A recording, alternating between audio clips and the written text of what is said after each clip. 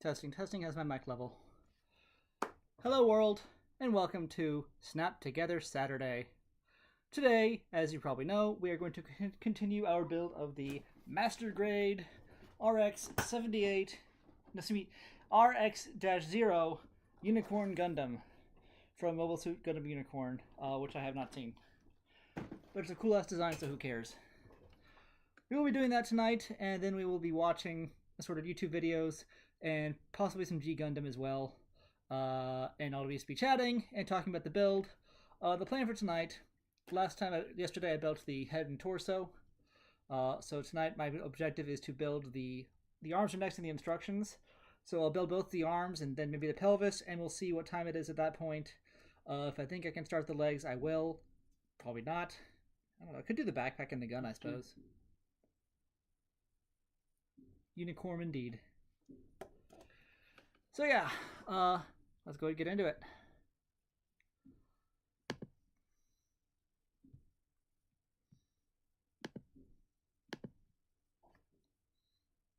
Straighten this out a little bit. There we go.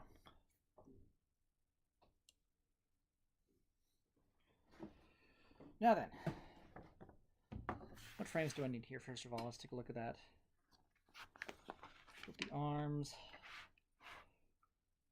3, 4, 5, and 6. So let me grab those. Probably should have opened the box beforehand. Whatever. No, that's B, E, G, and J are the frame numbers. Okay. That's A. Any of these that I used. B, E, G, and J. None of these I used. Okay. H, R, O, R2,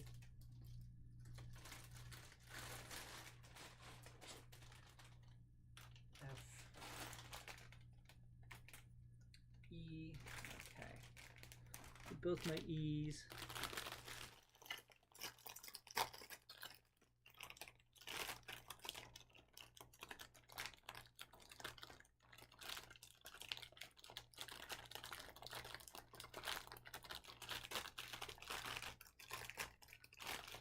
Welcome to King Kuba's Gundam ASMR. Hold off on the second E for now. I'll build the arms one at a time. B, E, G, and J.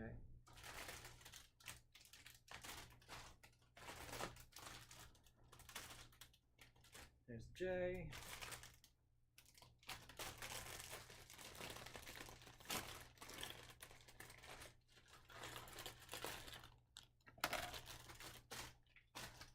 B and G still.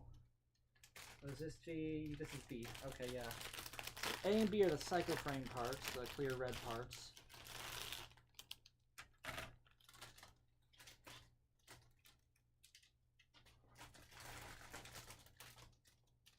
And here's G.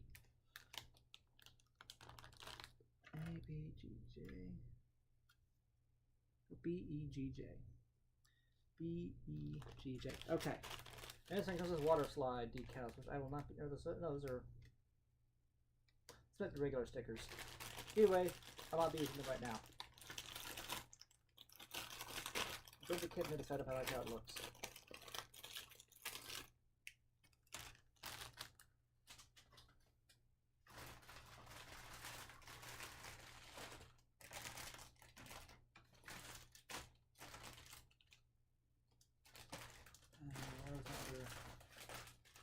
That would mean that. Alrighty.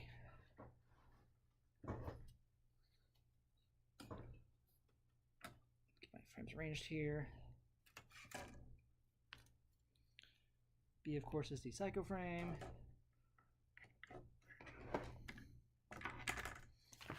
Got to pull my laptop back. To be real honest, I kind of regret getting a Surface, at least a Surface Pro. in hindsight, I probably should have got just like a different kind of tablet that's more traditional laptop-like, because I'm not using anything to do with the tablet functions on this thing. Bleh. So, yeah.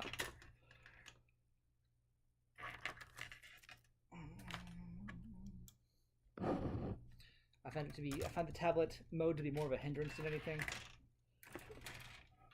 or the lack of a, I don't know.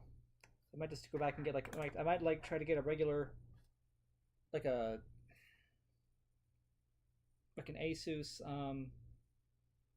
whatever the Asus ones are that fold all the way over. Mr. Lid.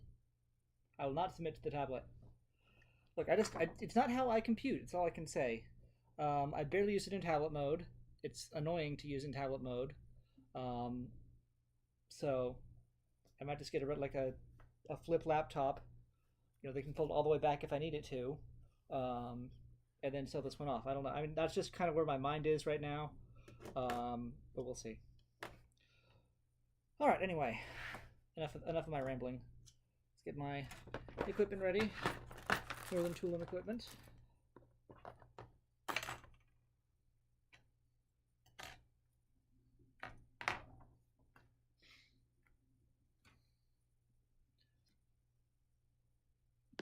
Watch that.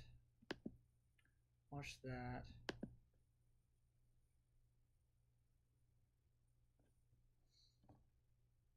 Oh, I need to watch Tom Scott. When in doubt, always watch Tom Scott.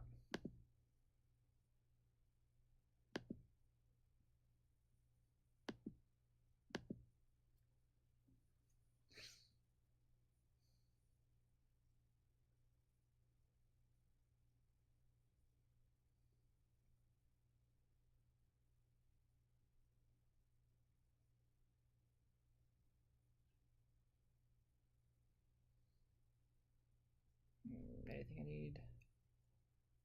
I'll pull that one up after this.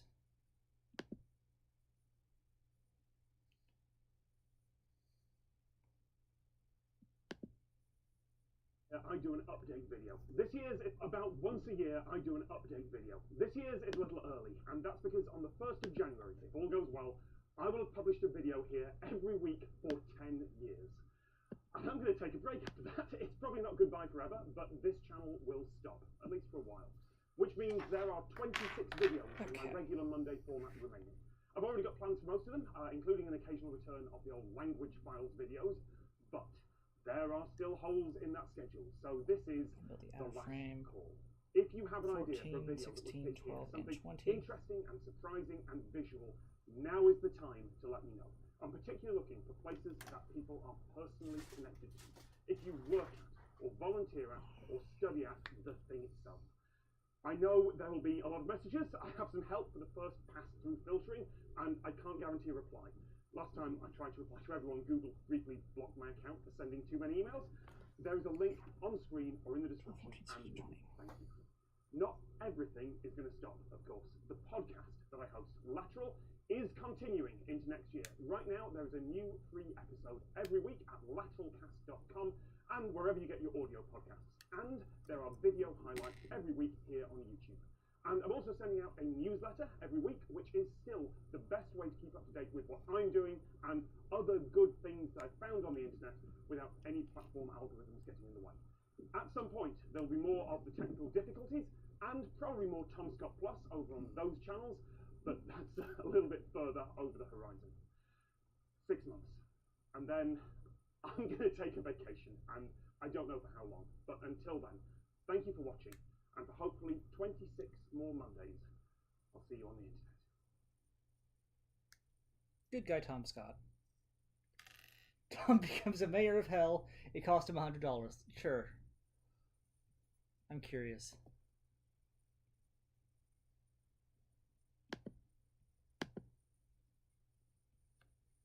And this is the technical difficulties, and we've all been on adventures. Soft is another word for us. And interest. None of us know what the others have been up to. It's been edited together. We're going to watch it back. It's my turn. It's my turn this time. And after After the drama and outside comfort zone and like spectacle of last time. Thank you. You're welcome. There's none of that. Lower your expectations. I'm coming to the end of what has been a 4-hour road trip. Started in Chicago, went through Indiana, now in Michigan, and I am on the highway to hell. That for $100 will let you be the town's mayor for the day, or for the afternoon, because it's been a long time getting here. Off. Mr. Lower Your Expectations, I'm in Chicago. I happened to be in the area. I did not blow the budget on this one. I was nearby, and I'm getting a lift from a friend. I'm getting a lift from Alec from Technology Connections. You don't get points for parsimony, you know. I'm just saying. I just happened to be in a car with my famous friend. I knew from the Technology minute Connections. we set up, I knew I was going to get crap for this from you all the way through. Oh, it's the start of a 4-day road trip. 4 hour. Oh, 4 hours. Scream's Ice Cream Shop. There we go. Hey, they've got my name up. You are going to be the mayor of hell? I'm going to be the mayor of hell for one day. It is a roadside attraction in Michigan. And again, lower your expectations. It's a roadside attraction in Michigan. I don't think my expectations could be any higher. There's sort of a hat. Now I'm Things either a hat or it's not. Yeah. There's sort of a hat. Now I'm Things either a hat or it's not. Yeah. You can't be both. You'll see. Mary? This is Hello, Elbow. this is our mayor? Yes, it is. Who's the mayor? I'm the mayor today. Crematory. It's a creamery, isn't it? Yeah, it's an ice cream shop. Okay, you gotta stand on the ugly face. Stand on the ugly face. You, over here, your top. Thank you very much. Alright, Official office of the mayor. that's right. For you. Thank you very much. Alright, so everybody knows you're the mayor. B9, J19. Thank you. Oh, they're yours to keep. That's nice. $100 for a set of floppy horns. Yep. This is your mayoral proclamation. Whereas the citizens of Health, Michigan, need a mayor, and whereas no one else wanted to go. And whereas being the mayor of Health would be one hell of a responsibility. And whereas we finally found a devil that actually wants the job. Therefore, we, the citizens of Health, Michigan, do hereby proclaim that Tom Scott, okay, has been appointed mayor of Hell, Michigan on this day, July 19, 2022. For the avoidance of doubt, said mayor shall rule Hell for all eternity. Or, at least until someone better comes along. There's people wandering in the background going to the ice cream shop. No, absolutely not. Signed, sealed, and cinched by our former mayor, Odo Plenty. Congratulations. Thank you. Yes, of course. So now you know, with this title, you have bragging rights for all eternity. Once a mayor, always a mayor. Oh, okay. Just like the president is always the president, you now have to refer to him as Mayor Tom. I knew the minute she said that, I was gonna. Yeah, I'd see that face, Gary. I knew the minute she said that, I'm in trouble here. I'll never defer to your title. No. I'm not That's sure fine. I'm not sure that's a legal statement she read out there, you know? It's really not. I'm not It's sure really you not. had any legal responsibility whatsoever. No, you're absolutely right. But what I did have was $100. Now the question is, was that certificate one that was on a whiteboard and it just gets rubbed off, or did you get the whole certificate yourself? Funny you mentioned that. He's got it. For $100, this bastard had better be laminated. This package is from Oh, they're really going for it, aren't they? Hang on, there's more than just a certificate in there. There is the Alright. Official mayor. Official hell lanyard. that is my official hell lanyard. Says mayor for the day, and this is the mayoral proclamation. When she said singed, it actually has been singed. Wait, this is the right piece. B9. Yes. Oh shit, this is. Alright. Oh! B, that's E9. I got the wrong piece. Not your boss. B9. You're the mayor. And yet somehow she was. You tell her to keep the camera rolling. Use your power. The best power, by the way, I checked who's done this before. There's been like one YouTuber that's turned up and done this before, and he issued a proclamation that made heterosexuality illegal. I'm like, I can't beat. There's nothing I can do that's funnier than that. So I'm just gonna kind of roll with this and bit of regular. Could you rename the town Heaven? That would be a proclamation within your gift, surely. Probably, As there appears yeah. to be no boundaries on your power, I've heard expressed. I also knew that you all would have much better ideas for this the minute I said it to you. That's the kind of chaos that the devil would pull. Right, welcome to Hell, the town of so many people that I am now technically mayor of, and also technically very much not, because it means nothing, but I'm just to walk around town and see what I find. I was assuming it was all going to be like little joke books. No, that's actually the little community library. That's just bring a book, take a book. That's really nice. Not everything here is a pun, it turns out. Hell's Chapel of Love. I don't know if you can see that through the with the camera through there. I keep being surprised by these horns every time I look at my reflection. That's actually set up properly for a little working wedding chapel. If you're that dedicated to bad puns that you have your wedding at Hell. America's shortest river walk. That's not true, I've been for sure. Of course you have. Dick, you're so absolute. overwhelmed with this. It is really like it's quite underwhelming. I think you'll find from my video in 2017, I went to the world's shortest river walk. I did. That's the song. Why didn't you use your mayoral power To shorten the change river. the Because inside? I'm already really awkward, Gary. I don't want to complain about the place. I appreciate like the dedication to this being like proper American roadside attraction. Is that we don't have a bridge? That's fine. We'll just build a bridge to nowhere that people can put locks on. I know this is all like jokes about hell and everything like that. That is actually an ashes scattering yard. Like that feels almost too literal. Established 2020 scattering yard. You've just walked in with the camera. Absolutely no worries at all walking in here with the camera, but I mean, ultimately aren't we all, walking on scattered ashes? I don't know, the metaphor got away from me. If you would like to bury someone in hell, they don't have a cemetery, but they do have an ashes scattering yard, so you can leave someone in hell, which is... Ashes Scattering Yard sounds like the name of a jazz musician. I feel like we just walked on multiple people's graves there. That's the first time in hell that I've gone, ooh, I'm not sure about that. Also, yes, the left one of those horns is consistently flopping like this every time. I mean, they have gone full-on roadside Americana tourist attraction here, haven't they? They've got a town with a silly name and they're going all in on it. I quite like that. Batrooms. Batrooms, yes. They are funnier than I am, repeatedly. Great seats. The Hellhole Bar has burgers and fresh pasties. I've got the Cornish pasties are a Michigan thing as well. There are a load of miners, I think, came over from Cornwall to North Michigan and the UP, and they brought Cornish pasties along with them. Oh. So that the whole of northern Michigan, which is middle Michigan, but the whole of this area has pasties as a local thing. Teaching me things, Tom. Are you going to get a pasty in hell? No, because I saw what the COVID rates were and how busy that place was. I didn't go in.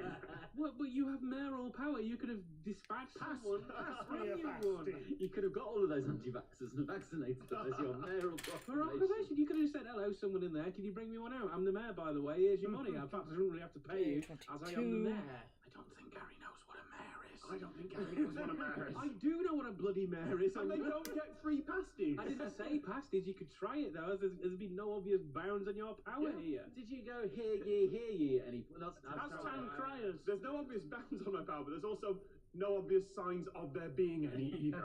Like I They're feel. all leaning into this. No, they're really not. Like No, the woman he paid for 5 minutes, $100 for 5 minutes to say, yeah, you're the mayor. mate." there's a little bit more People than that. do a lot for 5 minutes for $100. I find. Sorry, Chris.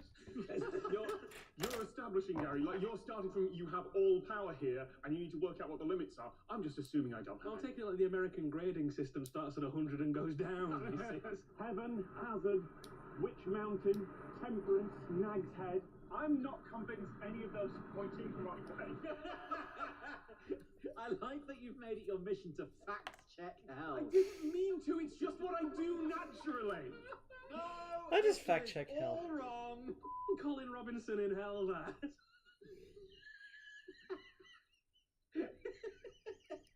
I'm not sure these signs are pointing the right way. As you can see the signs on the camera. Michigan roads suck. And the road to hell is paved with good intentions. And lots of potholes. That is Smitty's Hell Saloon. So that's the bar, that's the restaurant. In the middle of the ice cream shop. That's the tourist truck. We did it. We did it. Didn't take long. That's the entirety of hell, by the way.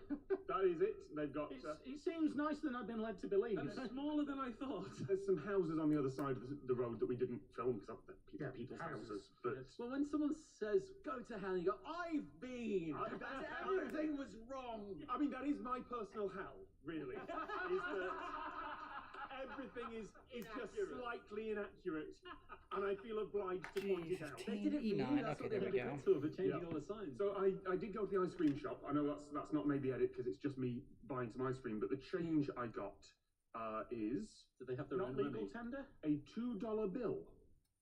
They stamped Which is the legal bill. tender. Which is legal tender, but really, really rare. Like Americans use $1 Oh. and $5. These just kind of don't. They just exist, but they don't just exist. Yeah. Like some people don't. If you try and use that in some shops, they won't A lot of believe it's people a real don't acknowledge it, do they? I've heard stories about that. Thomas Jefferson got stuck on the $2 bill, which no one uses. But they have fully stamped it. They apparently buy them by like the Oh, the print sheet or whatever. well, they buy like a big Yeah. stack of them. So I've got my official Mayor of Hell for the Day badge here. And what I didn't spot is in the back, there's a little second card that says I'm now an official property owner in Hell, and that I now own 1 square inch of Hell, which I assume is just as ceremonial as the mayorship itself. But apparently I've got a square inch around here somewhere. Hold on. Okay. As you said I on can your pull thing, that up. here, you say you own a 1 square So that's inch the of full hell. out beam No, saber. no. You are one of the elite group of individuals known as the Hell Landowners Society. Is that like Neighbourhood Watch, where you watch the neighbourhood with totally. your third eye? Yeah. Well, what would bad behaviour be in hell that you need to report through the Neighbourhood Watch scheme? One, Dogs two, not three, shitting and on the 4. wall. Yeah. I'm surprised they let you. You've not signed it. I've not signed it. It's unsigned. Invalid. No, I own an inch of land in hell. I have a very thin house. Yvonne did give me the tour round. Oh, So, for all my cynicism and sarcasm earlier, turns out there is a little bit more of a story. So every single day, you come in here, someone's got their name on the board, and someone is mayor for the day. Correct. How, Correct. how did it start? Well, he's been doing it for years, John, the Okay. owner. Mayor owed him plenty. So he thanks you for the day off. So he used to own the car dealer in town. Mhm. And so he grew up in this area, so he's a hellion. But all 3 of these buildings were for sale when he retired. Right. So he decided he sold the car dealership, so he was 3 weeks into retirement at age 55, bored to tears. So he decided to buy the 3 buildings.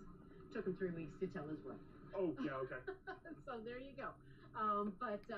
Yeah, so he's been doing all this craziness for 21 years, and it's grown. The whole packet has grown, and you can be mayor for an hour, you can be mayor for the day, and get all the swag. And who doesn't want the swag? I mean, plus bragging rights for all eternity. So, So, like, They this like is, the phrase all eternity, don't they? for all my cynicism about what it is, like, I knew that going in, and like, it is that tradition of American roadside attraction, which I do like, where someone's gone, we're going to build a thing here. And it's the combination of that with bored, old, retired man. Yeah. I've got to do something to annoy someone. I live in a place called Hell. You know what? I can make money here. It's just, I genuinely really like that. For all the cynicism as I tour around. You know like, what they say, don't you? Devil makes work for idle hands. Hey! It's Americana roadside attraction. very much. We're on everybody's bucket list, which is so great. We have people from all over the world. So, I mean, it's just magic. It's just really a great place, and we just love it. Though everybody that works here just loves it. We love what we do. We love entertaining. We're so funny. They never end. So I'm going to have to head onwards. Okay. Calling out back to Chicago. I assume at some point somebody's going to be calling for my impeachment. well, let's do it now. Yep, because the last part of the day is getting impeached. Did you at least manage a solid scandal? That was when you went to the toilet. Thank you. Wasn't solid. Sorry, I just noticed the sign that's casually been set up. Hey, we got business to take care of. You ready? Get me the hell out of here. All right, can I have everyone's attention, please? Yes, you. Okay. We have a mayor today, and Hello? it's now time for him to be impeached. By the way, that sign's not coming out of my shoulder.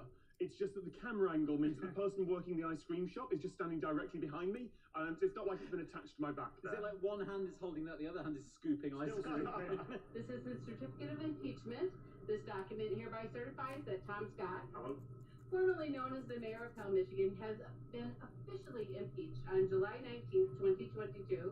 The citizens of Pell appreciate your noble effort in managing our community, but regretfully acknowledge you have not met our expectations. That's fair. Okay. Boo. Get the hell out of here. No matter how special I this didn't know you were over there, and I just suddenly got booed from the corner of the room.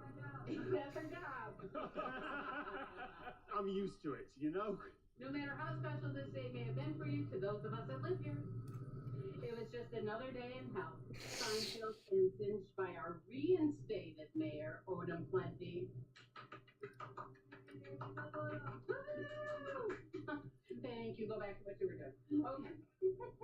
Thank you. Of course. Does that mean you have a certificate saying you didn't meet expectations as well? Yes, I do! It's still in Comic Sans. There's been an impeachment, but surely there needs to be a grand jury trial after this, just to officially remove you as mayor. And then don't they need to dig through the ground of your 1 inch of land to try and find the files that you buried? Yep. All right. Then get your bag all together. Yep. All your goodies. Oh my god, they had so much merch in that shop.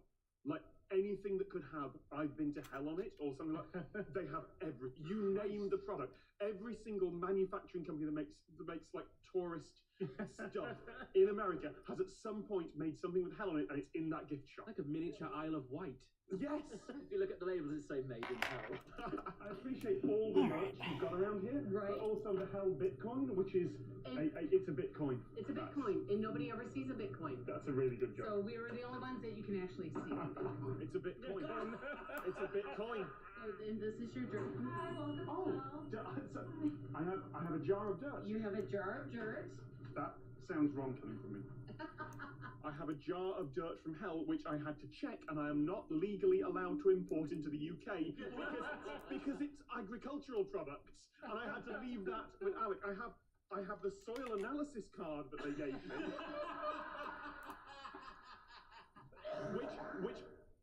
which on the back confirms that it has been suitably sterilised and can be imported into California, but unfortunately could not come to the UK. And also, so this is your.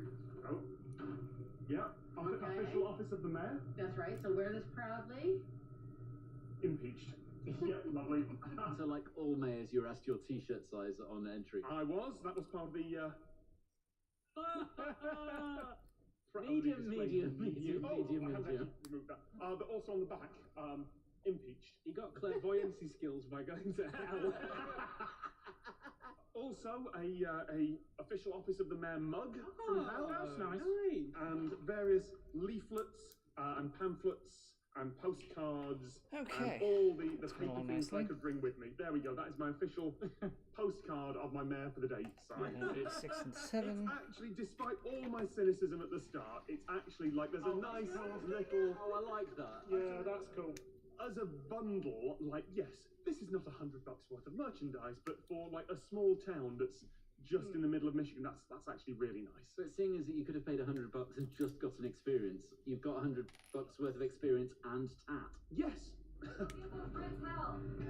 Hey. Oh, I'm angry I didn't think of that pun. All right, there you go. Thank you so much. Thank you so much. All right, now get the hell out.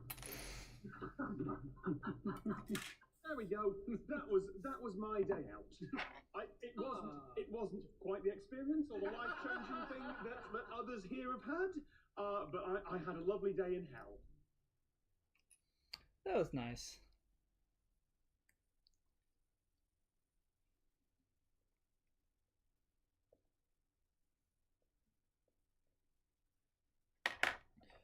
All right, this goes here. Performs the other side of the arm.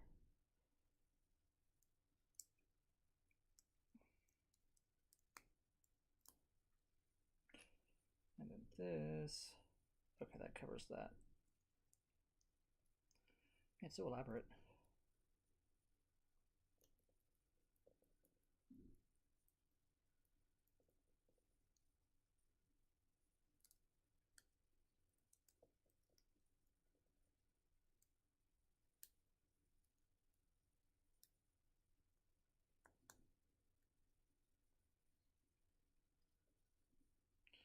how is it supposed to...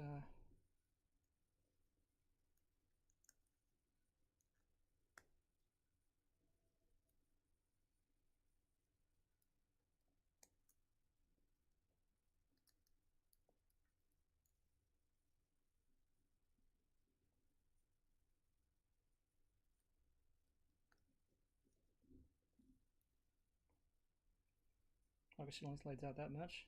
Okay. Do my box art here. I guess it does only slide out that much. Interesting. Okay.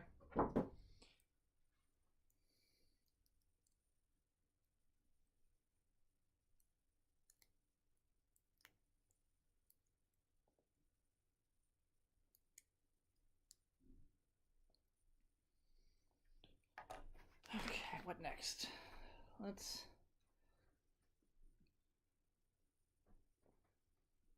Mister.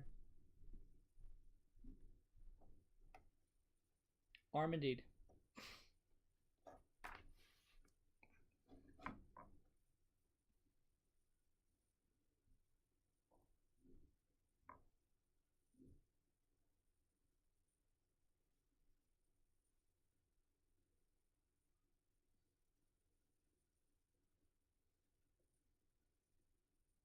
An hour-long video on our fridge? What is Alec doing?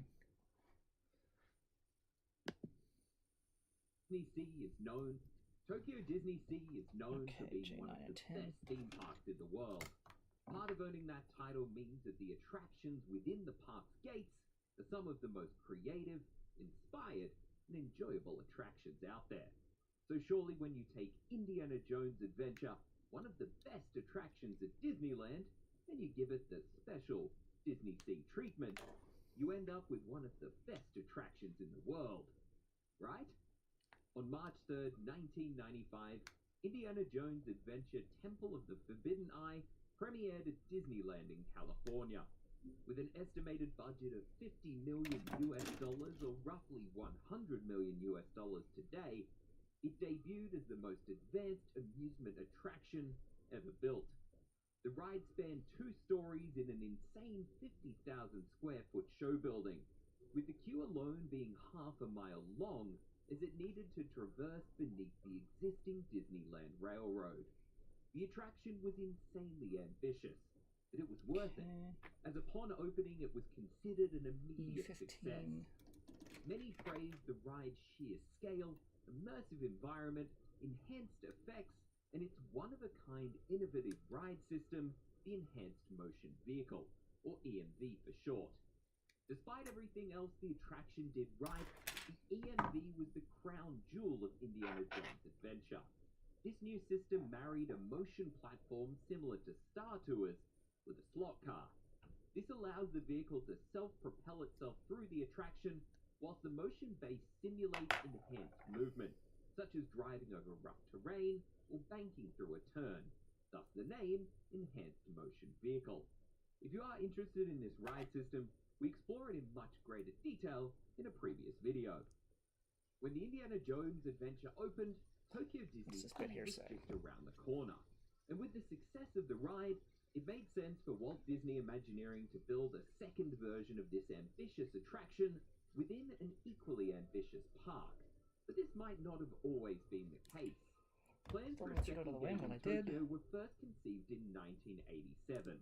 It was initially meant to be similar to Disney MGM Studios, with the very succinct and creative name of Disney Hollywood Studio Theme Park at Tokyo Disneyland. Plans for this park were later scrapped in 1992. It was rumored that this was due to Oriental Land Company officials, the licensee and owner of Tokyo Disneyland, being largely unimpressed with Disney MGM Studios. OLC didn't want something different. They wanted Tokyo Disneyland 2.0, which is ultimately what Tokyo Disney Sea would become. Instead of a castle, you have now Prometheus. Tomorrowland became Port Discovery. Small World is Sinbad, and so on.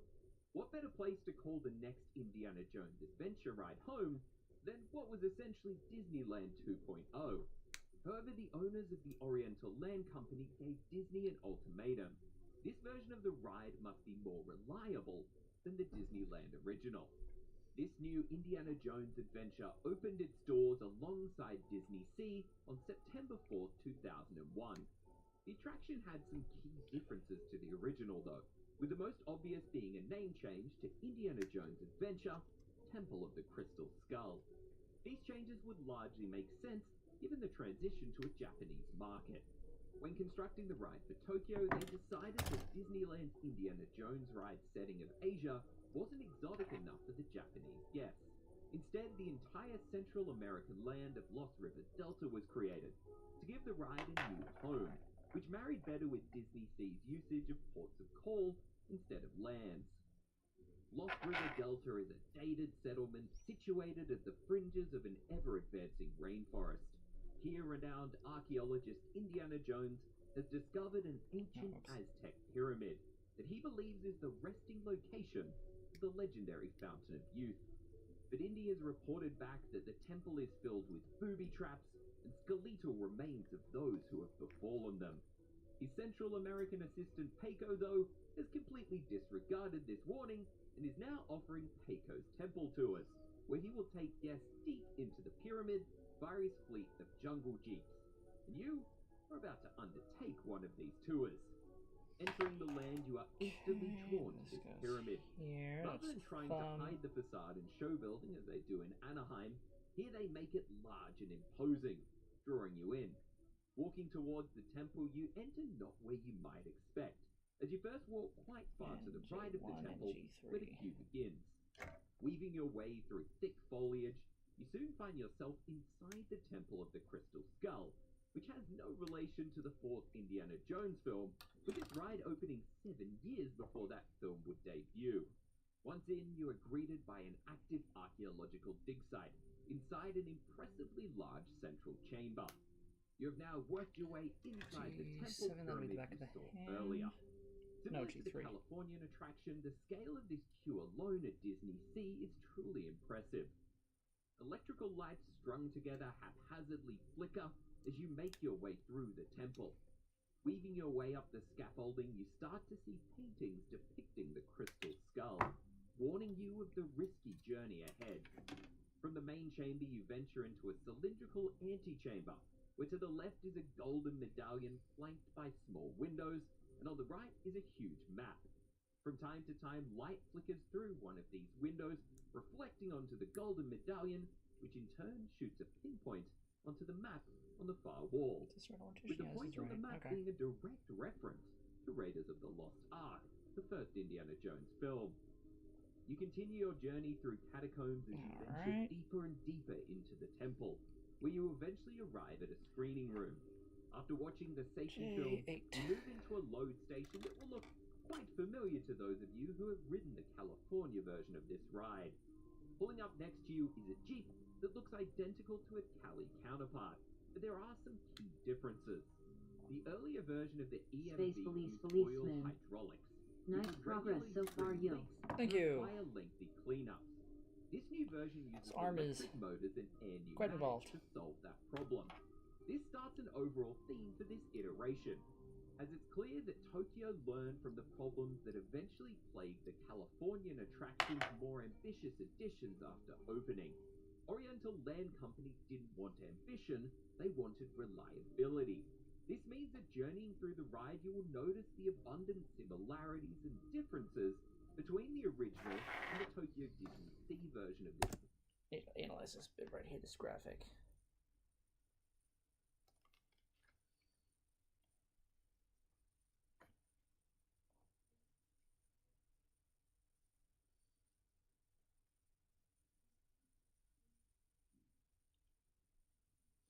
Okay.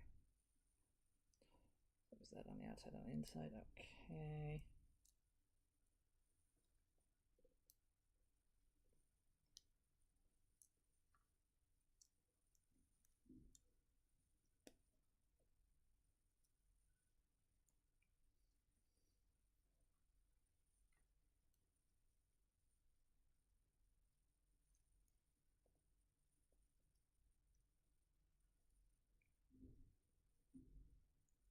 Doesn't seem right.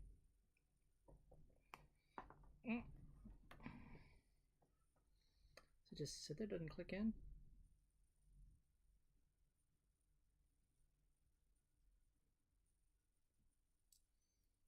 guess not. Or maybe...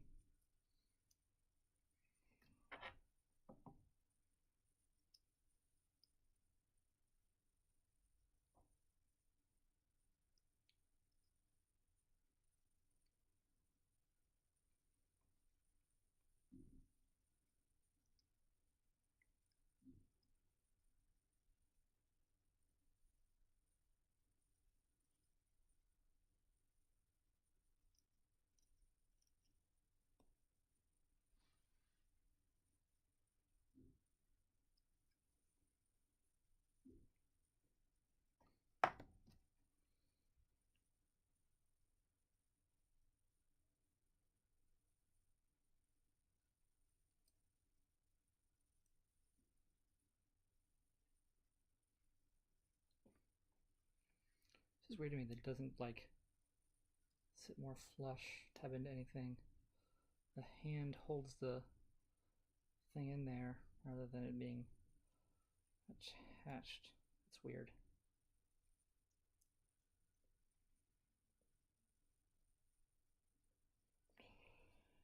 Then I can stick the beam cannon in here, beam saber, G17.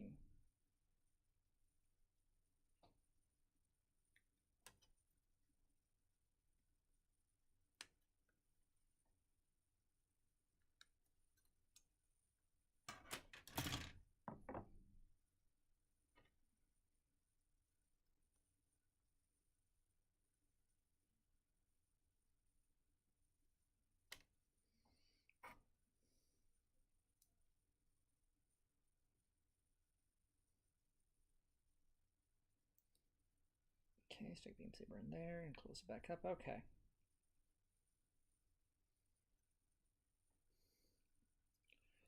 Right arm basically done.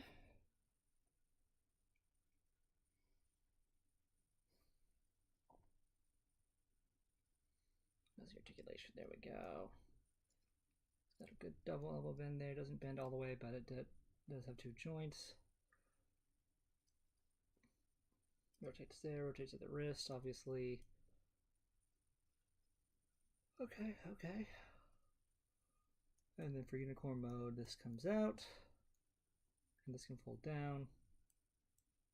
And that's unicorn mode. And that bed came out.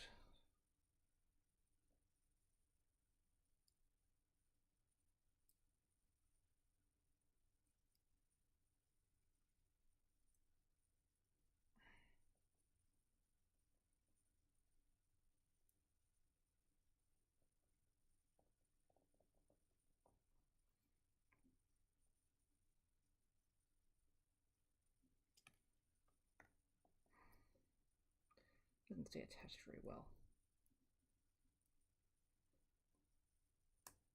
There we go.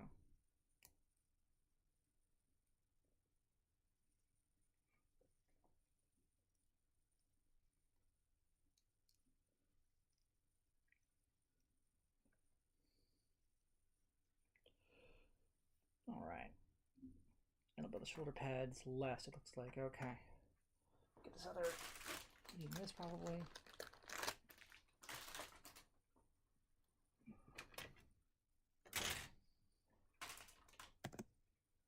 We're not going to point out every single one, but see how many differences you can spot if you're familiar with the original. After buckling up and securing your loose belongings, the ride starts with you racing around the corner, where you find yourself in the Chamber of Purity, where ancient explorers were said to bathe and cleanse themselves before heading further into the temple. The doors swing open to reveal the crystal skull itself, and Peiko warns you to sneak by, as you don't want to disturb it. To disturb it, you do, as the skull begins to unleash its supernatural powers, glowing and shooting 13, out 15, beams 11, of light from 21. its eyes. Speeding away, you start heading towards the now opened gates of doom, where you are met by Indy, attempting to keep the doors closed. Whipping to the left, you enter the main chamber of the ride. A swirling vortex sits in front of you, and a giant skull is guarding this cavernous chamber.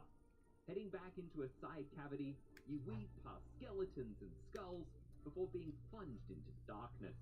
with only your headlights left to illuminate the countless bugs crawling across the walls. In front of you lies a precarious bridge. As you cross it, the skull shoots lasers from its eyes, attempting to hit you, leaving the bridge swinging and swaying.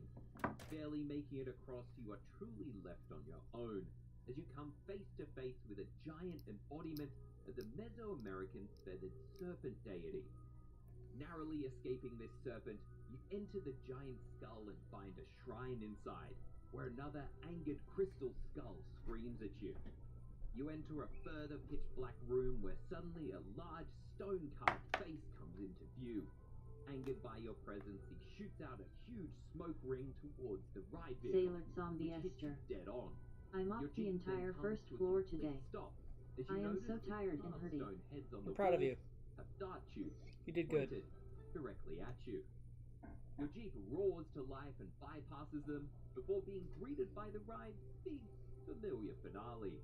Hanging from the roof, you see Indy himself, and before long, Sailor he's Zombie joined Esther. by a large boulder. Thanks. Becomes You're very rolling welcome. towards you.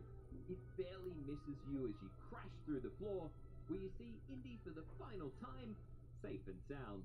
Bidding us farewell as we enter the unload station, where you jump off and can buy your on-ride photo of the moment you almost got crushed by a giant rolling rock. While a lot of the scenes are similar to that in Anaheim, they all feature fully fledged set pieces rather than simply painted flat walls. On paper, this version sounds like the ultimate version of this ride, but in making it more reliable, it removes some of the effects that truly made it incredible. While the swirling vortex is fine, it doesn't hold a candle to Mara shooting lasers out of her eyes and setting off fireballs. And to some, the blue hues of the ride don't quite emit the same level of excitement and adventure as the reds something's and not oranges of the original. fitting together. Ultimately, though, this ride is still a genuine marvel of Imagineering. But in a spectacular park like Disney Sea, it's often forgotten about by people who have ridden and enjoyed the original. But over to you. Have you gotten to ride the Tokyo Disney Sea version of this attraction? If so, did you enjoy it? For Review Time, I'm Luke. Thanks for watching.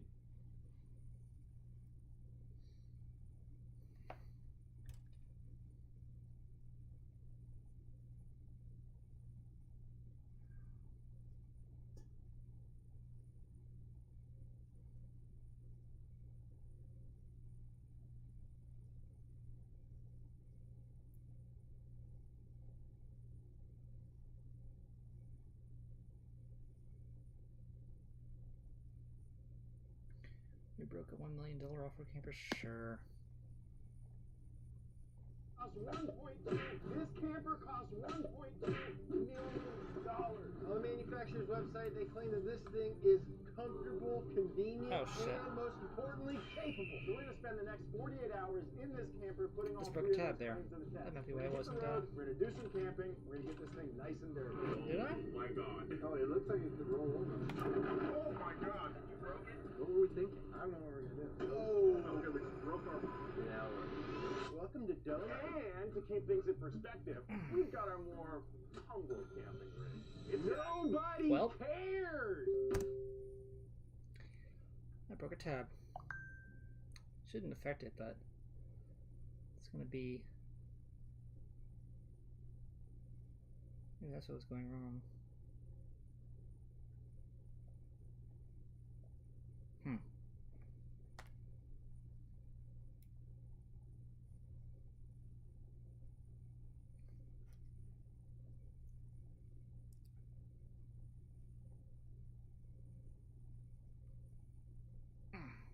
I'll just have to leave it as is. Whatever. It won't be noticeable from the inside, or from the outside, rather.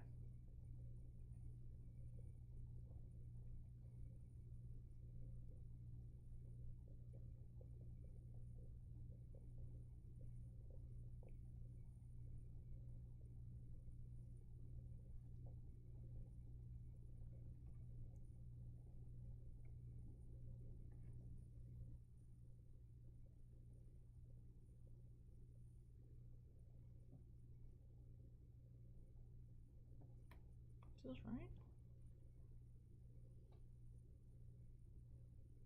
guess.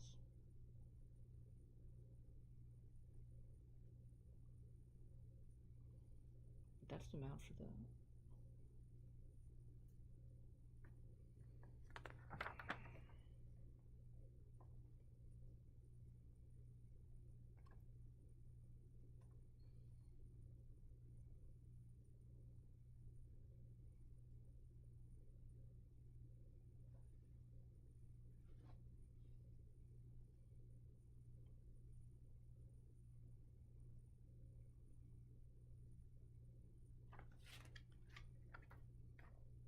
Oh, maybe I put the wrong...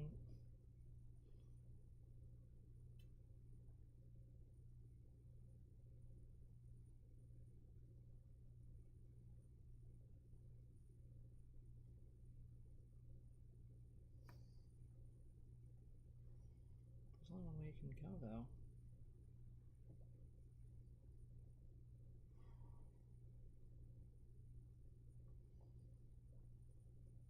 I'm confused.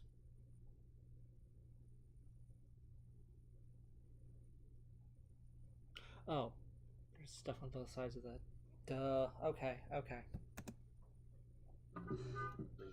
Nobody cares! B1919.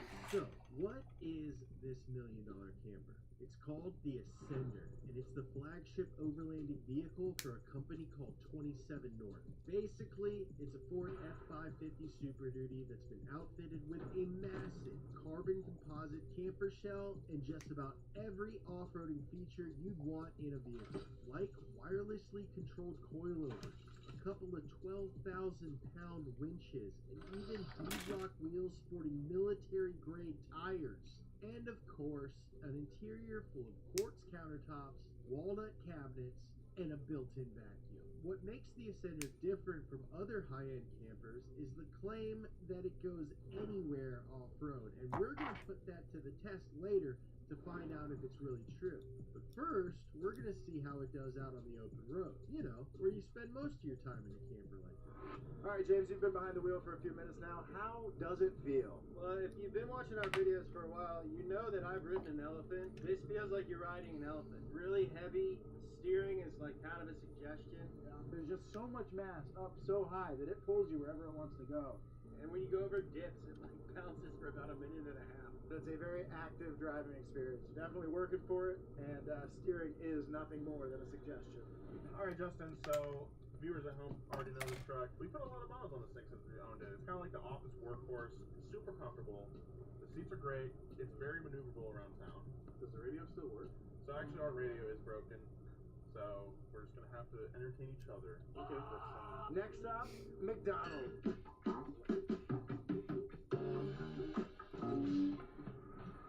There's no way. Yeah, it's 9 feet. James didn't think it was going to fit through the drive-thru, but I don't know. I think we can squeeze it. No. Not going to make it? Are you sure I'm not going to make it? All right.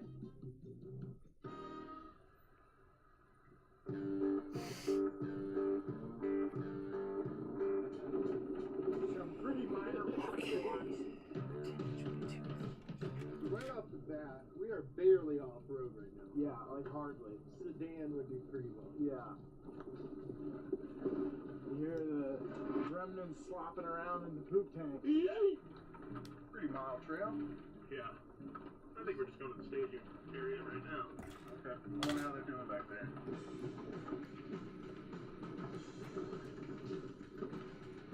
You know, I would say I don't know if this is made for this, but it supposedly is made for this.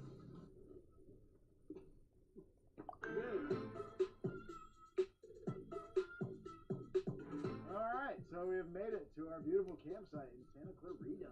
On road, this thing drove. Honestly, the maneuverability and slow speed stuff, like in parking lots, wasn't very bad. No, it's surprisingly good. It's kind of like renting a U-Haul. But a lot of flexing going on, I think. And at one point, we were flexing so bad that we snapped the lock off of the shower door. So I had to climb back there to hold it shut. For some reason, made out of glass. But the reason that we are willing to deal with the fact that it's not the easiest thing in the world to drive is because it should be the best thing in the world to sleep in. I mean, this car costs as much as a house. Let's see how good this thing is now that we're finally camping. All right, so we're gonna do our normal camping situation here, our normal setup. Got our roof tent to unfold, set up some chairs, tailgate kitchen set up as well. We'll be done in 2 minutes. Yeah, kind of swings there. Why don't you pull out them stairs, James? Done. Stairs. Officially out. And you know what? If you actually were gonna Well, if there was any sun out today, we wouldn't feel it. We'd be protected. After a breezy 3-minute setup of our nice camper, I feel like it's time to make some dinner. Luckily, we have a full kitchen. Yeah, welcome to my crib. As is crib's tradition, I got to show you into my fridge. You know, with a $1.2 million camper, it comes with a stocked fridge. So we've got some oat milk, some fruits, and looks like dinner tonight is going to be salmon and broccoli. Well, here we are, cooking food that you would have your freshman year of college. This is why we do it. Living the life. This is the life.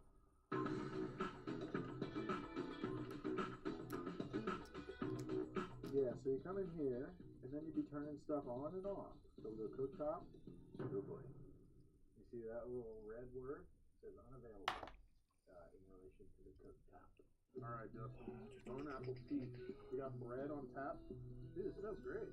So the cooktop is unavailable. A bunch of our stuff is unavailable. Yeah, I've noticed a few of those. So far, it hasn't been too terribly intrusive, but I mean, it's not unavailable. no, they won't let me turn it on. He says it's not unavailable. Okay. Well, it took us a couple hours, and the stove turned off at some point, but we got it worked out. We've got ourselves a fine meal. Some veggies and some salmon. That being said, those guys have been done eating for hours. Yeah. And chili mac looks pretty good. I know, chili mac was sound pretty good. It is way nicer in here than it is out there. Yeah. It's a lot colder than we anticipated, and it just started raining a little. In here, we don't notice it all. We're in a nice warm house. I'm a fine meal. No, those guys aren't getting any omega-3 at all. We're literally getting smarter by spending more. Well, we had a great day of travel. Had a great meal that we cooked inside of our camper. Now, I'm really excited to see how this thing goes on the trails tomorrow. First, let's see how good it is to sleep in. Just watch The Godfather 3 times and knock out just like everything. So what was it like sleeping in the $1 million camper? It was not quite as comfortable as I was hoping. I did bonk my head a couple times. Better than sleeping on the ground, for sure. Sure. I woke up twice in the middle of the night because I drank a bunch of water last night. Had to pee. Didn't have to leave the truck. Justin and Nolan have been packing up all morning, folding sleeping bags and putting all kinds of canvas things in so they can fit it in zippers and straps. And we've been straight up dilly-dallying like a couple of G's. All right, so yeah, slept pretty good in the old Smitty-built tent. Yeah. I am a little envious of the bathroom on board. Last night we paid with the cold weather and the mist and everything, getting a little wet. Today's our reward. We're going to get out on the trail. I can't wait. I love off-roading so much, so let's do it.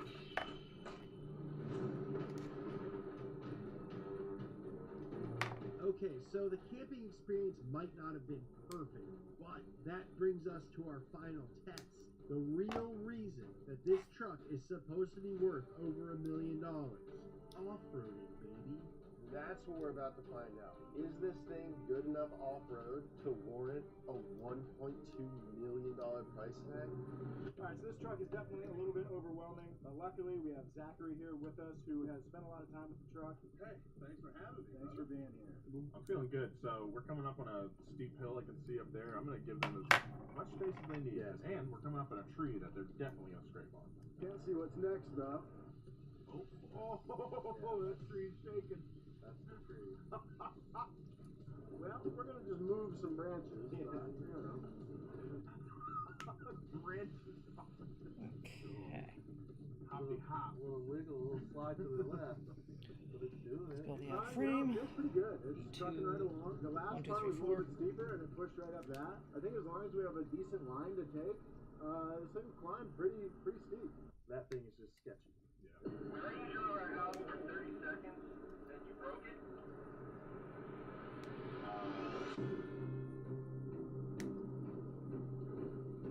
Okay, Mary, let's see what she's got. Because I do not want to be behind that.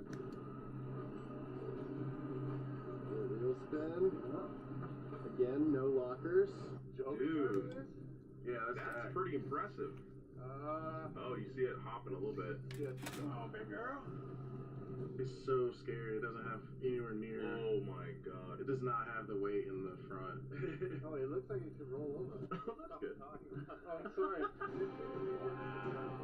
Oh my god. Look at it sway. Dang. Man, it made it. Wow. That's impressive. That was crazy. When I looked it up, I was like, oh, God. Alright, let's go up. Getting up the hill in $1 million truck is a little hairy, but for some reason, we thought it would be a good idea to do it a second time. Only this time, Justin would be behind the wheel. His first time driving this truck ever. Definitely, nothing could go wrong with that idea. Right? Oh my god. Good? We are front wheel drive only right now. We let you show our house for 30 seconds.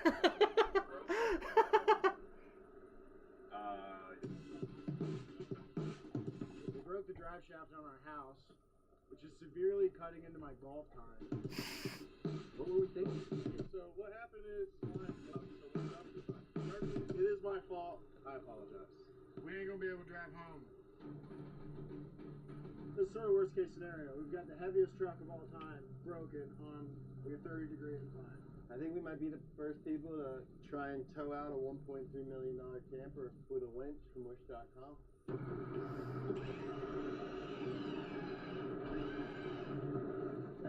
I don't like that at all. Oh.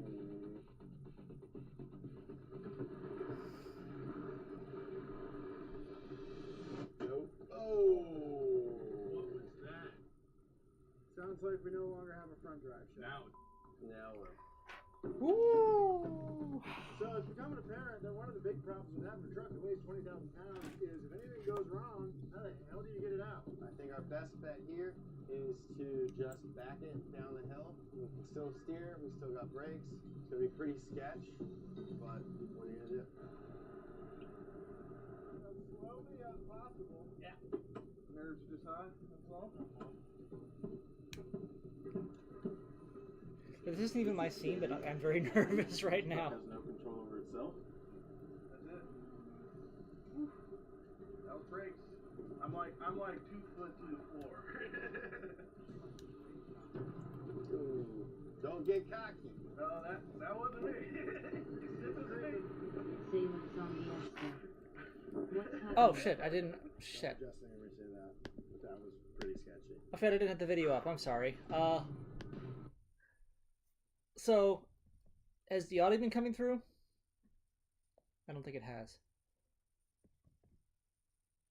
Long story short, these dudes bought they're test driving a $1.2 million camper that's supposed to be rated for all terrain, especially off road.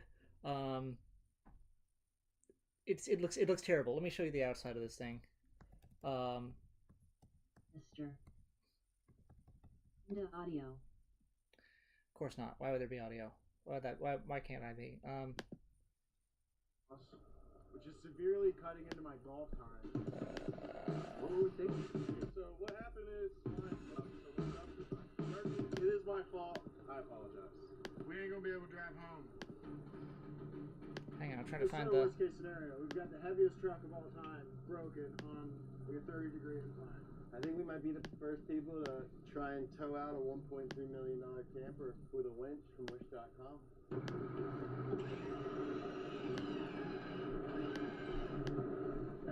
I don't like that at all. Oh.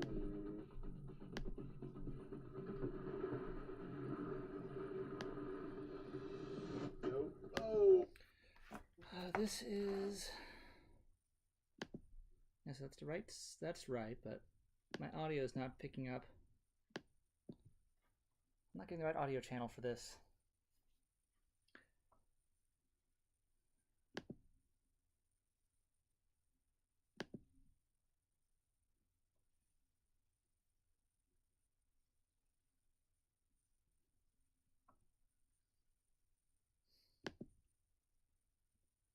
Let's play something that I can. And we've all been on adventures. But is another word for us.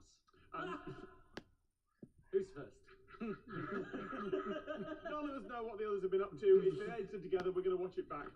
It's I thought my I had turn. audio out. Hang on.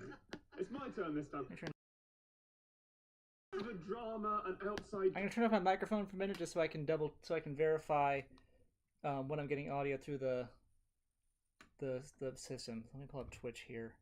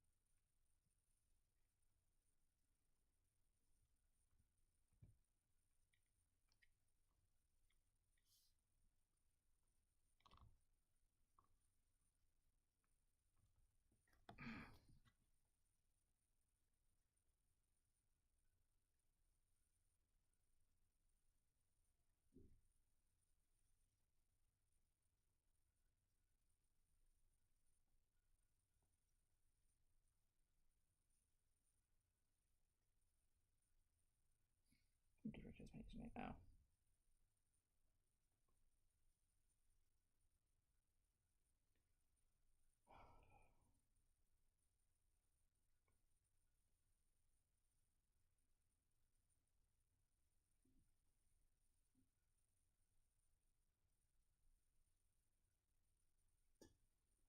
Damn it. I don't have time for this.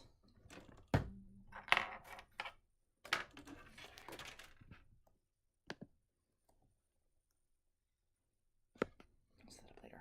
Let me just play the thing. So audio going off, I'm going to try to troubleshoot the lack of video input.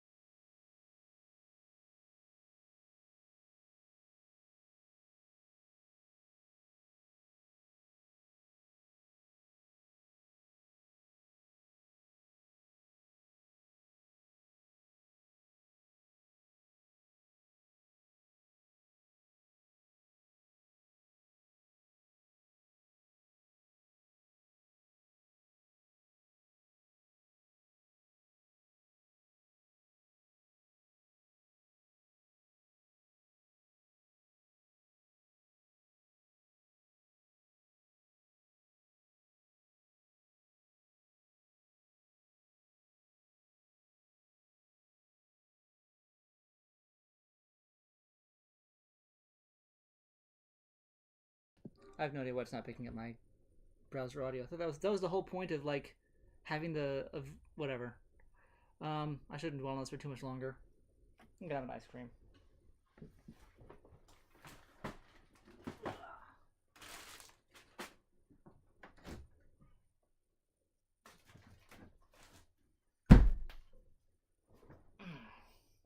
I'm gonna have an ice cream while I work on this. What would I do for a call like bar to get my fucking audio to work? Sure.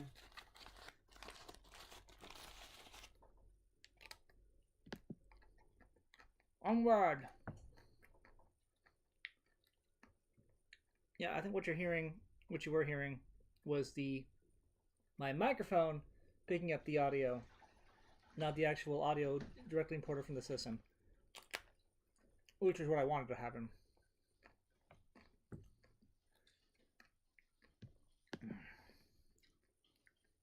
Like, I got my audio, a couple of audio sources here, but they aren't actually picking up. Let me close and reopen for sake of argument.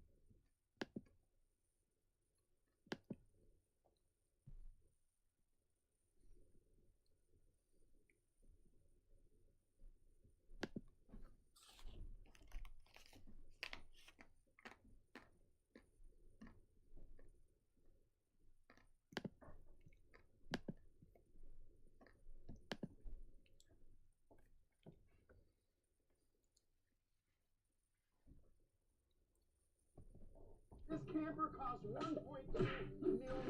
On the manufacturer's website, they claim that this thing is comfortable, convenient, and most importantly, capable. So we're going to spend the next 48 hours in this camper putting all three of those claims to the test. We're going to hit the road, we're going to do some camping, we're going to get this thing nice and dirty. Oh my god. Oh, it looks like it could roll over. Oh my god. You broke it? What were we thinking? I don't know what we're going to do. Oh, okay, we just broke up. Now, welcome to Donut. And to keep things in perspective, we've got our more humble camping rig. It's Nobody cares! So, what is this $1 million camper? It's called the Ascender, and it's the flagship overlanding vehicle for a company called 27 North. Basically, it's a Ford F-550 Super Duty that's been outfitted with a massive carbon composite camper shell and just about every off-roading feature you'd want in a vehicle, like wirelessly controlled. The fix for this is probably just to restart OBS, which would end the stream, which I don't want to do, so we'll fucking deal with it.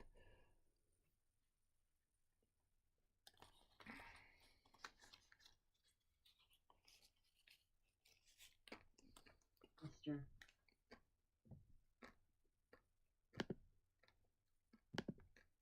Indeed.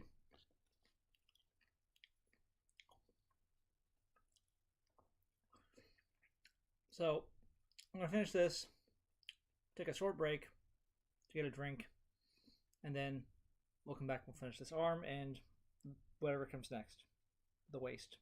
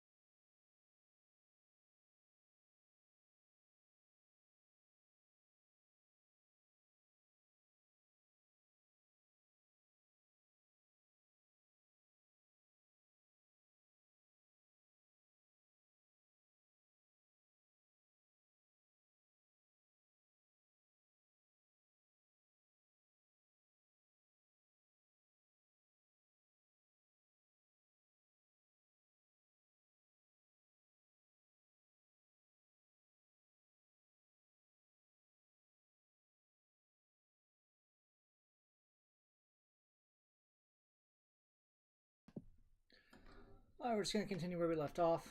Just going to have to make do with the audio from the...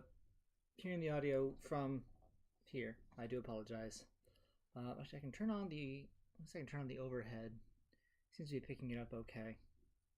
I don't know, we'll find out. Probably lose the audio here. A couple of 12,000-pound winches, heated unlock wheel spin military-grade tires, and of course, an interior full of quartz countertops, walnut cabinets, and a built-in back. What makes the Ascender different from other electronic is the claim that it goes anywhere on the road.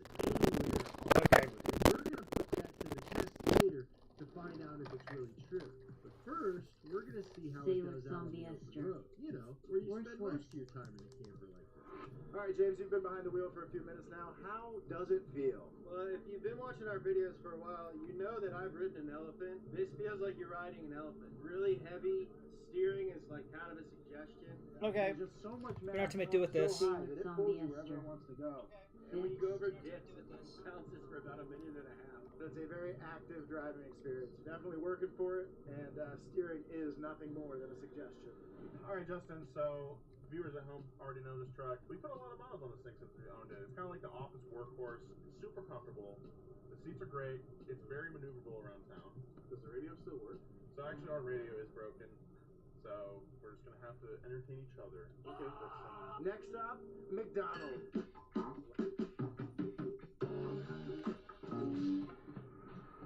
There's no way. Yeah, it's 9 feet. James didn't think it was going to fit through the drive-thru, but I don't know. I think we can squeeze it. Not going to make it? Are you sure I'm not going to make it? All right.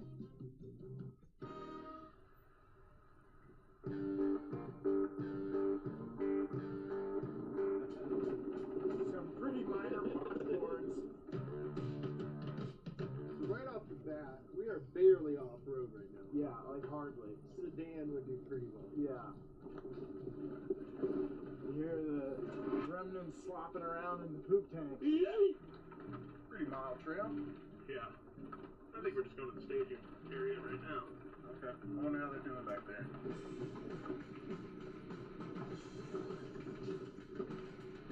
You know, I would say I don't know if this is made for this, but it supposedly is made for this. Good. Alright, so we have made it to our beautiful campsite in Santa Clarita. On road, this thing drove. Honestly, the maneuverability and slow speed stuff, like in parking lots, wasn't very bad. No, it's surprisingly good. It's kind of like. This thing is telling you gotta be a freak here now. I'd buy it. I'd love it. A lot of flexing going on, I think. And at one point, we were flexing so bad that we snapped the lock off of the shower door. So I had to climb back there and hold it shut. For some reason, made out of glass. But the reason that we are willing to deal with the fact that it's not the easiest thing in the world to drive is because it should be the best thing in the world to sleep in. I mean, this costs as much as a house. Let's see how good this thing is now that we're finally camping. All right, so we're going to do our normal camping situation here, our normal setup. Got our roof tent to unfold, set up some chairs, tailgate kitchen set up as well. We'll be done in 2 minutes. Yeah. Kind of swinging there. Alright, where was I with this arm? Stairs officially out. And you know what? 2, 3, 4, 5, right. If there was any sun out today, we wouldn't feel it. We'd be protected. After a breezy 3-minute setup of our nice camper, I'm feeling like it's time to make some dinner. Luckily, we have a full kitchen. Yeah, welcome to my crib. As is crib's tradition, I got to show you into my fridge. You know, with a $1.2 million camper, it comes with a stocked fridge. So we've got some oat milk, some fruits, and let's start dinner tonight is going to be salmon and broccoli. Well, here we are. Cooking food that you would have your freshman year of college. This is why we do it. Living the life. This is the life.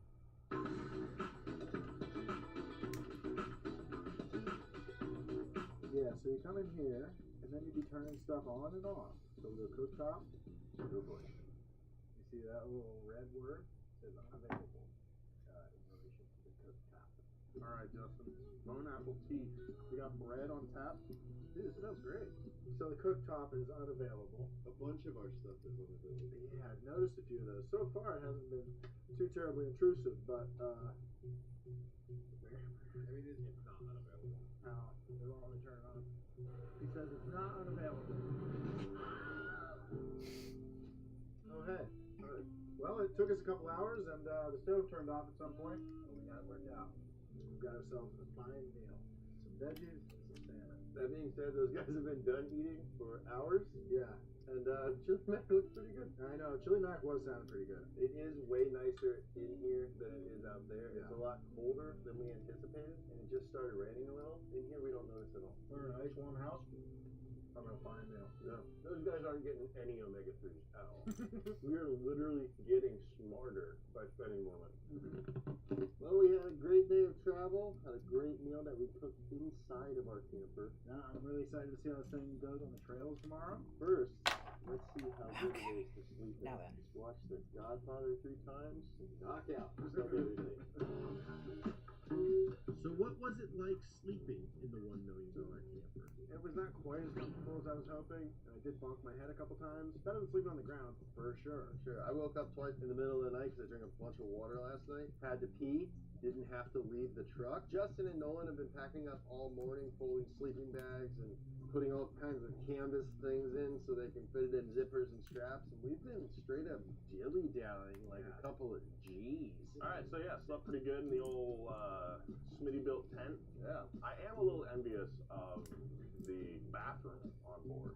Last night we paid with the cold weather and the mist and everything, getting a little wet. Today's our reward. We're gonna get out on the trail. I can't wait. I love off-roading so much, so let's do it.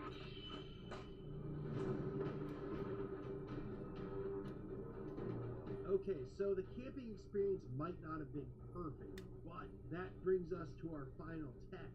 The real reason that this truck is supposed to be worth over $1 million. Off-roading, baby. That's what we're about to find out. Is this Here's thing about where I good left enough off. off-road to warrant Crank the volume up if I can. $1.2 million price tag?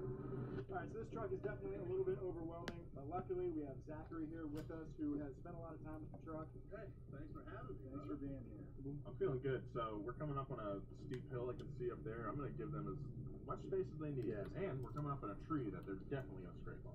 Can't see what's next though. Oh, that tree's shaking. That's the tree. Well, we're gonna just move some branches. Yeah, you know. Branches. Little hoppy hop. A little wiggle, a little slide to the left. But it's doing it. You know, it feels pretty good. It's trucking right along. The last part was a little bit steeper and it pushed right up that. I think as long as we have a decent line to take, this thing climbed pretty steep. That thing is just sketchy. Where you drove our house for 30 seconds and you broke it?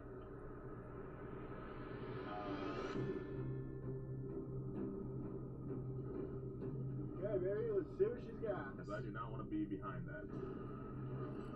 They're going up really rough terrain right now. Again, no lockers. And it's very back heavy truck. Yeah, that's pretty impressive. Oh, you see it hopping a little bit. Yeah. Come on, big girl. It's so scary. It doesn't have anywhere near. Oh my god. It does not have the weight in the front. Oh, it looks like it could roll over. That's good. Oh, sorry. Oh my god. Look at it sway. Dang. Man, it made it. Wow. That's impressive. That was crazy. When I looked it up, I was like, oh, God. Alright, let's go up. Getting up the hill in $1 million truck is a little hairy, but for some reason, we thought it would be a good idea to do it a second time. Only this time, Justin would be behind the wheel. His first time driving this truck ever. Definitely, nothing could go wrong with that idea. Right? Oh my god. Good? We are front wheel drive only right now. Where you drove our house for 30 seconds and you broke it?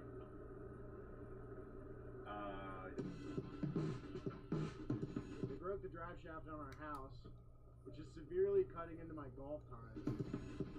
What were we thinking? So my fault. I apologize. We ain't gonna be able to drive home. This is sort of worst So case yeah, they scenario. broke We've got the rear drive shaft on this $1 million truck.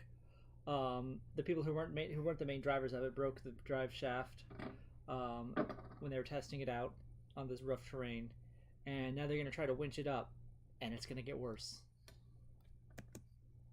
broken on your 30 degree incline. I think we might be the first people to. It is my fault. I apologize. We ain't gonna be able to drive home. This is sort of worst case scenario. We've got the heaviest truck of all time broken on Sailor your zombie 30 degree Esther. incline. I think we might That's be the not first good. people to try and tow out a $1.3 million camper with a winch from Wish.com.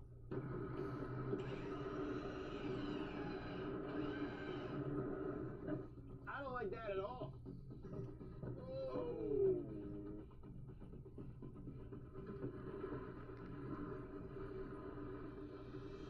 Nope. Oh. What was that? Sounds like we no longer have a front drive shaft. Now we're. So it's becoming apparent that one of the big problems with having a truck that weighs 20,000 pounds is if anything goes wrong, how the hell do you get it out? I think our best bet here is to just back it down the hill. We can still steer, we still got brakes. It's gonna be pretty sketch, but what are you gonna do? As slowly as possible. Yeah. Nerves this high, that's all. This is scary, officially. This truck has no control over itself. That's it. Whew. That was brakes. I'm like 2 foot to the floor. Ooh, don't get cocky. No, that wasn't me. This is me. Oh shit, it's sliding. Don't adjust when we say that, but that was pretty sketchy. 1 week later. Our $1 million camper is still completely stuck, abandoned on the trail. It's just too heavy to pull out. Even worse, other car journalists are starting to notice this massive hog stranded in the wilderness. Now we're clearly not equipped to get this thing out on our own, so we decided to call in some help from our friends. But this isn't going to be a typical off-road recovery. I brought us parts. Oh, boy. We have to weld it together. So we're back here at the resting place of the 27 North, and Matt's Off-Road Recovery is here to help us get it off the side of this mountain. And they came with a plan. That's a pretty tight twist. I think we can straighten that out. You think so? They're going to cut the ends off of the broken drive shaft and make a new makeshift drive shaft so that we can get it off the side of this mountain. There's your trophy. This man is a real professional. His whole team is really good. So let's just watch and see what happens.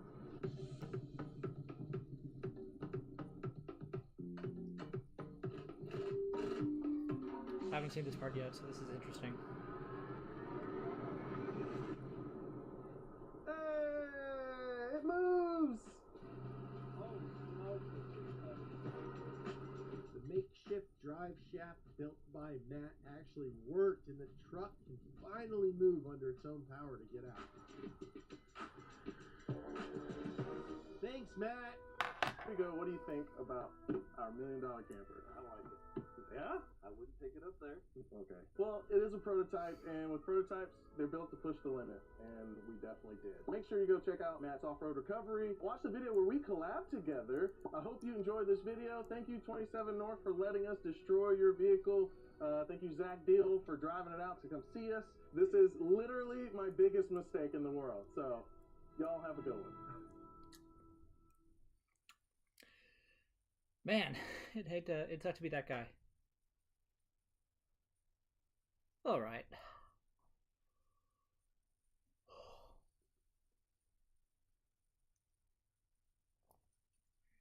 What do I want to watch next? Wreckage analysis of the Titan. Sure. I'll play that next. Episode of What's Going On with this episode of What's Going On with Shipping, we analyze the wreckage of the submersible Titan. Hey, what's going on with shipping? Sal Mercagliano here. So we're going to take a look at this wreckage that was brought ashore in St. John's, Newfoundland.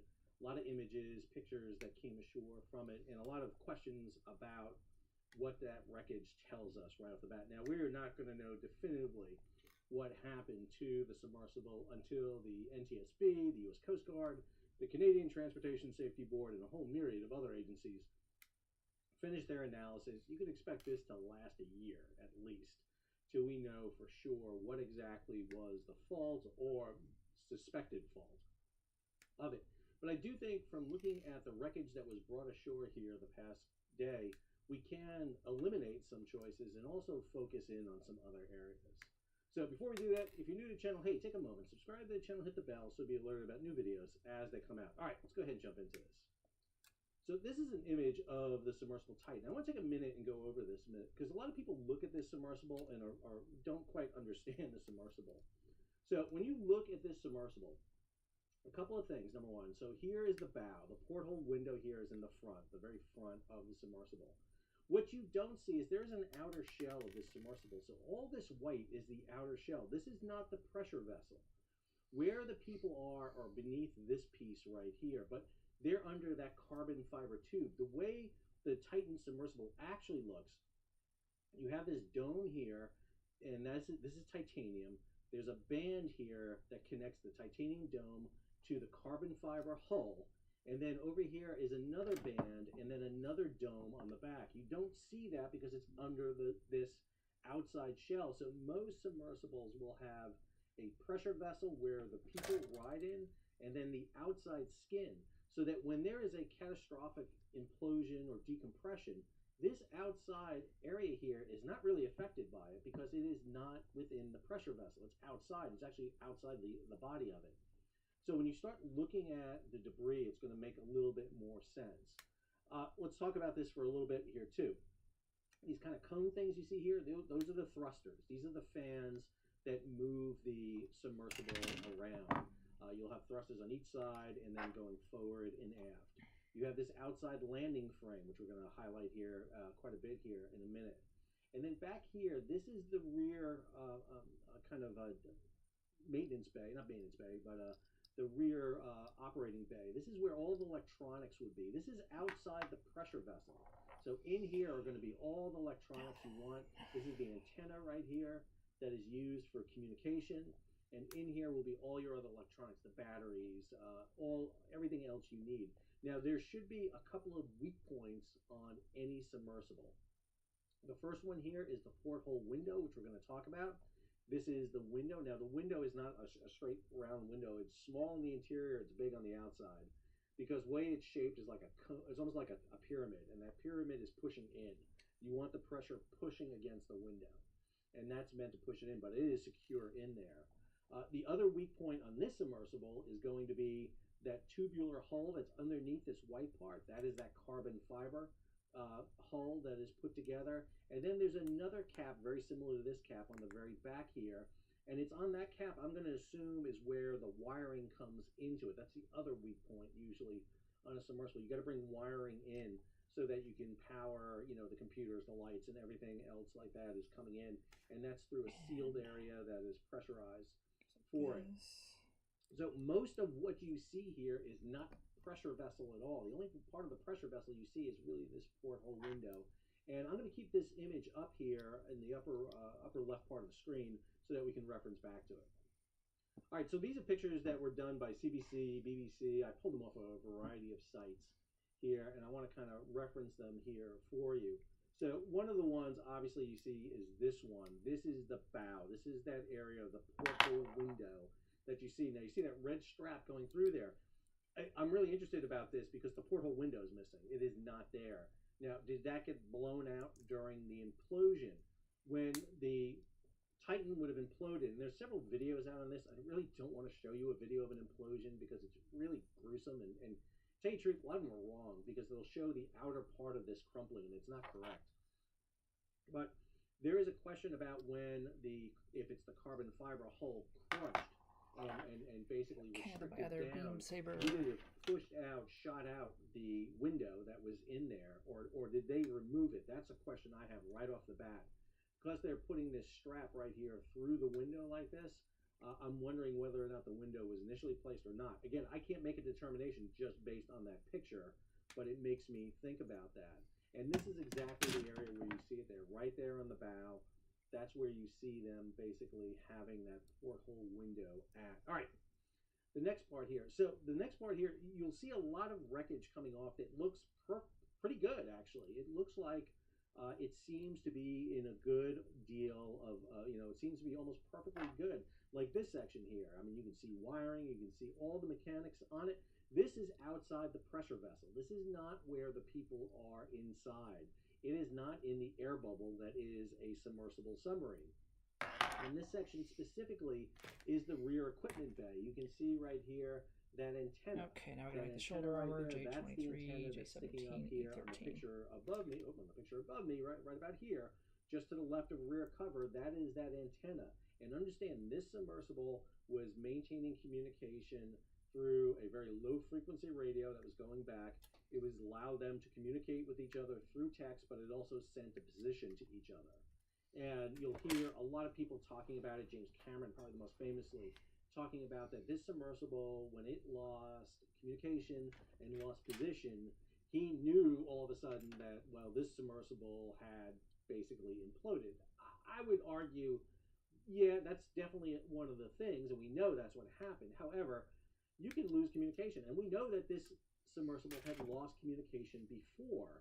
So again, I think there's a lot of issues here that people are jumping to the gun to, that it's very easy after the fact to sit there and say, well, this is going to be an implosion, which we do know now. Some more of this equipment coming off. Again, this is some of that outer shell we see coming off. So you see a lot of this plating coming off, and again, it's going to look in pretty good shape, because when the submersible imploded, it doesn't push against the outer hull there. It's going to go in. And so what happens is these pieces are basically going to fall off. And this is what you see with this equipment coming on board, and you can see the remnants of that. One of the things that I didn't see, and you wouldn't see it, is obviously the tubular inner hull, that carbon fiber tubular inner hull. In an earlier video, I talked about the idea that it could be crunched together and kind of like a metal pipe would be crunched together. Well, talked to a lot of people and talked to a lot of scientists and a lot of different people, and that's not the way carbon fiber is going to react. It's going to shatter. It's going to come in and just dissolve into pieces. And so one of the things I'll be really interested, because you would not see this coming off the vessel, is those shards, those pieces coming off. So I'm wondering if they gathered some of those pieces together. So this piece coming off is another interesting one. This is the ring that joins together the two titanium caps at the end to the carbon fiber mid-body. You can see right here, the titanium end rings. So you see each of them at each side. This is what joins together the caps, and then you have to glue this end ring onto the carbon fiber mid-body, and hopefully they obtain both end rings. There's two of them. And not exactly sure, because there's a lot of pictures here, and I didn't catch whether or not they lifted one or two. Oh shit, I got the wrong piece here. Off, because I know they got the other cap off. So they should have both of these off. These are going to be really, really important, because this is the end ring that connects to the carbon fiber hull. So really looking at that to see what's left on there. Is the entire carbon fiber hull still glued there, or did it separate and come apart, and was it a failure of the glue, or did the implosion happen at another point? So this is going to be really important to take a look at. And then this is the one that caught me the most. I'm not going to lie. This is the one that jumped out at me. These are the landing frames coming in. And if you look at some of those video implosion videos, one of the things that I would think would happen in an implosion is that the center section would give way, and the two titanium cap ends, along with the rings, would fold into each other. They would kind of crash into each other. And that would basically pull and bend the landing frames. You don't see that here on the landing frames. Those landing frames look pretty straight to me, which kind of tells me that, okay, either there was an internal implosion that didn't grab those outer elements and pull them in, or they shed it. One of the things they could have done in an effort to surface is drop this landing frame. So I'm really wondering if this landing frame was dropped, because they look pretty good condition to be in. I don't see too much damage to them. And so again, one of the things you do in an investigation like this is you start ruling out possibilities. You start really kind of getting rid of things. And so one of the things we don't have here is, where was this material found on the ocean floor? Was it found close together? If it was found close together, that'd be an indication that the implosion happened at or near bottom. If they were found over a large distance, then we know it happened at a higher altitude than the bottom. We know they lost communication about an hour and a half, hour 45 minutes into the dive. It takes about 2 to 2.5 hours to get to the surface. And, you know, things like, okay, where was the landing frame? Was the landing frame somewhere else than where the debris was? Did they drop it? Because as they're descending, if they drop that, they would still keep drifting with the Gulf Stream. The Gulf Stream would still be moving them as they're dropping, and these different hull forms move differently in the water. So having a good map that shows you where they found all this debris, the caps, the rings, the rear equipment bay, the landing gear, any of the shards from the inner pressure hull are going to be really important to have, because that's going to allow you to forensically reconstruct what happened here. Again, we just don't know. Obviously, the main culprit here is the carbon fiber mid-body. That's what everybody is focusing in on. But you have to conclusively prove that. We have to know that is what the cause was. Again, you were missing the front porthole window. Was that taken out to help lift that ring? Conceivably, yeah. I mean, that's easily could be done. Was there a leakage from where the power and cables came into the submersible? Was there some other thing that caused it to happen? Did they lose power, unable to control their descent, and crash into something, thereby causing the implosion? I mean, again, there are multiple issues here that we just don't know yet. But I think the evidence coming up is really conclusive. I want to talk about one last thing, because it's a very dicey thing, and I want to be very careful about talking about it. You're hearing this comment about human remains being in the wreckage. That's not entirely surprising, but let's be clear about something. When you suffer a catastrophic implosion like this submersible did, you're talking about milliseconds from the period when it started to when it's over. And the air would have collapsed so rapidly inside that it actually would have superheated to almost the temperature of the sun. And so when you start talking about human remains, you're talking about remains that would require DNA analysis to figure out who it is. You are not going to find sizable, recognizable features, probably. Now, again, probably. There's always the oddball chance that something does remain, but more than likely, you got to be careful about this and saying this and getting hopes up of family members in particular. It's going to be a very kind of grisly and not very nice, pleasant deal to analyze this and figure out exactly how it happened. But I wanted to take the time and break this down, because I think it's really important for us to know why this happens. As I said before, this submersible was revolutionary, using new technology, new composition. Does that mean we should never use this technology and this composition again? I don't know.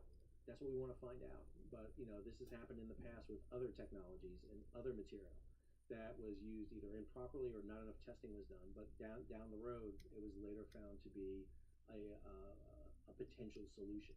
So, anyway, hope you enjoyed today's episode. If you did, hey, take a moment, subscribe to the channel, hit the bell so you'll be alerted about new videos as they come out. Leave a comment, share it across social media, and if you can, give it a thumbs up. Also, hey, support the page. How do you do that? You hit the super thanks button down below, or take a moment and go ahead and become a patron of the page. How do you do that? Well, you can hit the Patreon icon that's going to come up here, or head on over to the bottom of the page there in the show notes, and you become a monthly or yearly subscriber and supporter. Okay, there we go.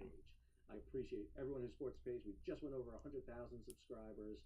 Big time here for what's going on with shipping. We're back doing our normal shipping news. Just did our weekly What the Ship.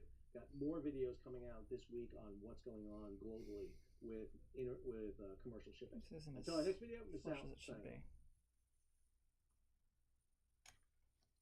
Try this one.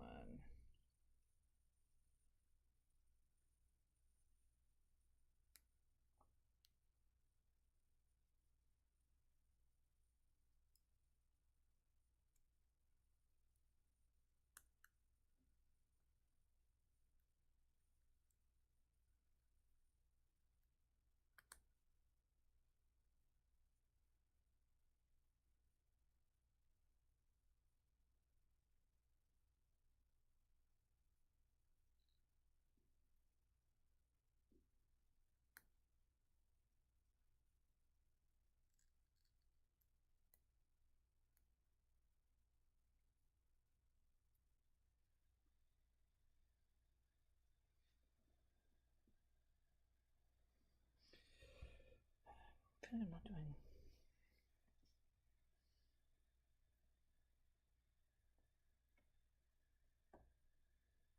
Something about this doesn't seem correct.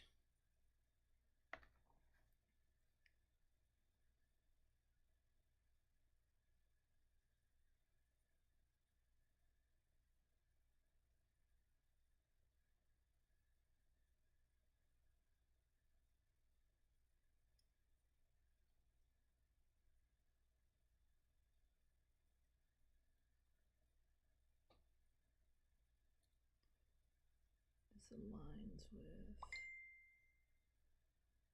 that and that. Okay. That was a good click.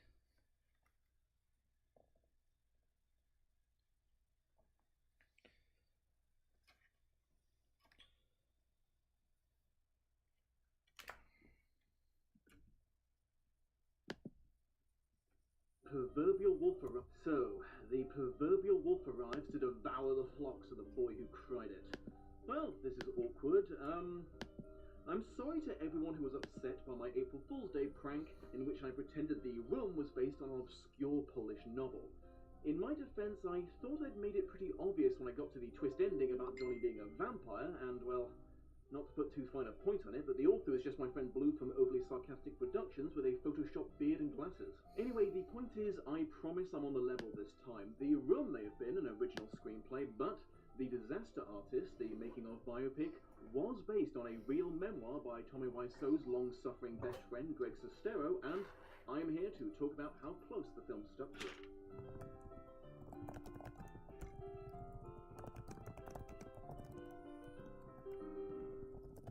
Okay, let's start at the beginning. The Room was a 2003 independent film, funded, written, directed, and starring Tommy Wiseau. It was at first a massive flop, making something like $1,800 back on an estimated $6 million budget, but over the following decades, the film gained a massive cult following of people who enjoyed laughing at how hilariously poorly made it was in every conceivable way, eventually attracting the attention of shows like Riff Tracks and the budding YouTube angry reviewer community. 10 years later, in 2013, the film's co-star Greg Sestero teamed up with journalist and writer Tom Bissell to write and publish The Disaster Artist, My Life Inside the Room, the greatest bad movie ever made, in which he described his difficult friendship with Wiseau and his experiences being part of such a famously awful piece of art. The book was reasonably successful, winning a few awards for the best non-fiction of that year. Incidentally, Sestero recorded his own audiobook, and it seems to me that he's pronouncing his friend's name as Wiseau, while the internet is insisting it's pronounced Wiseau, but honestly, I'm gonna have to stick with how I was saying it before to avoid stumbling over it the whole way through this video. In 2017, a film adaptation was made dramatizing the events of the book. It was co-produced, directed, and starred human garbage James Franco. Yeah, before we go any further, I need to acknowledge that the man behind today's film is an absolute piece of shit.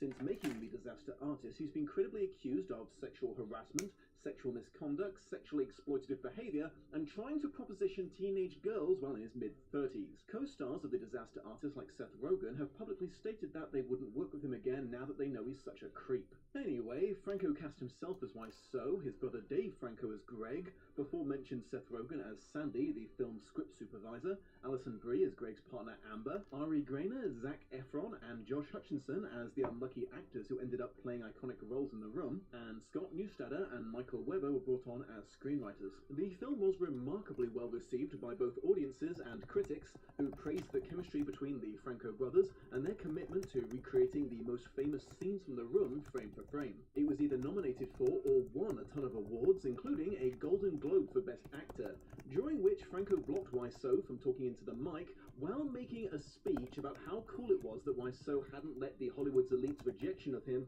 stop him from becoming a star, as he's apparently immune to irony as well as being a complete piece of shit. Right, let's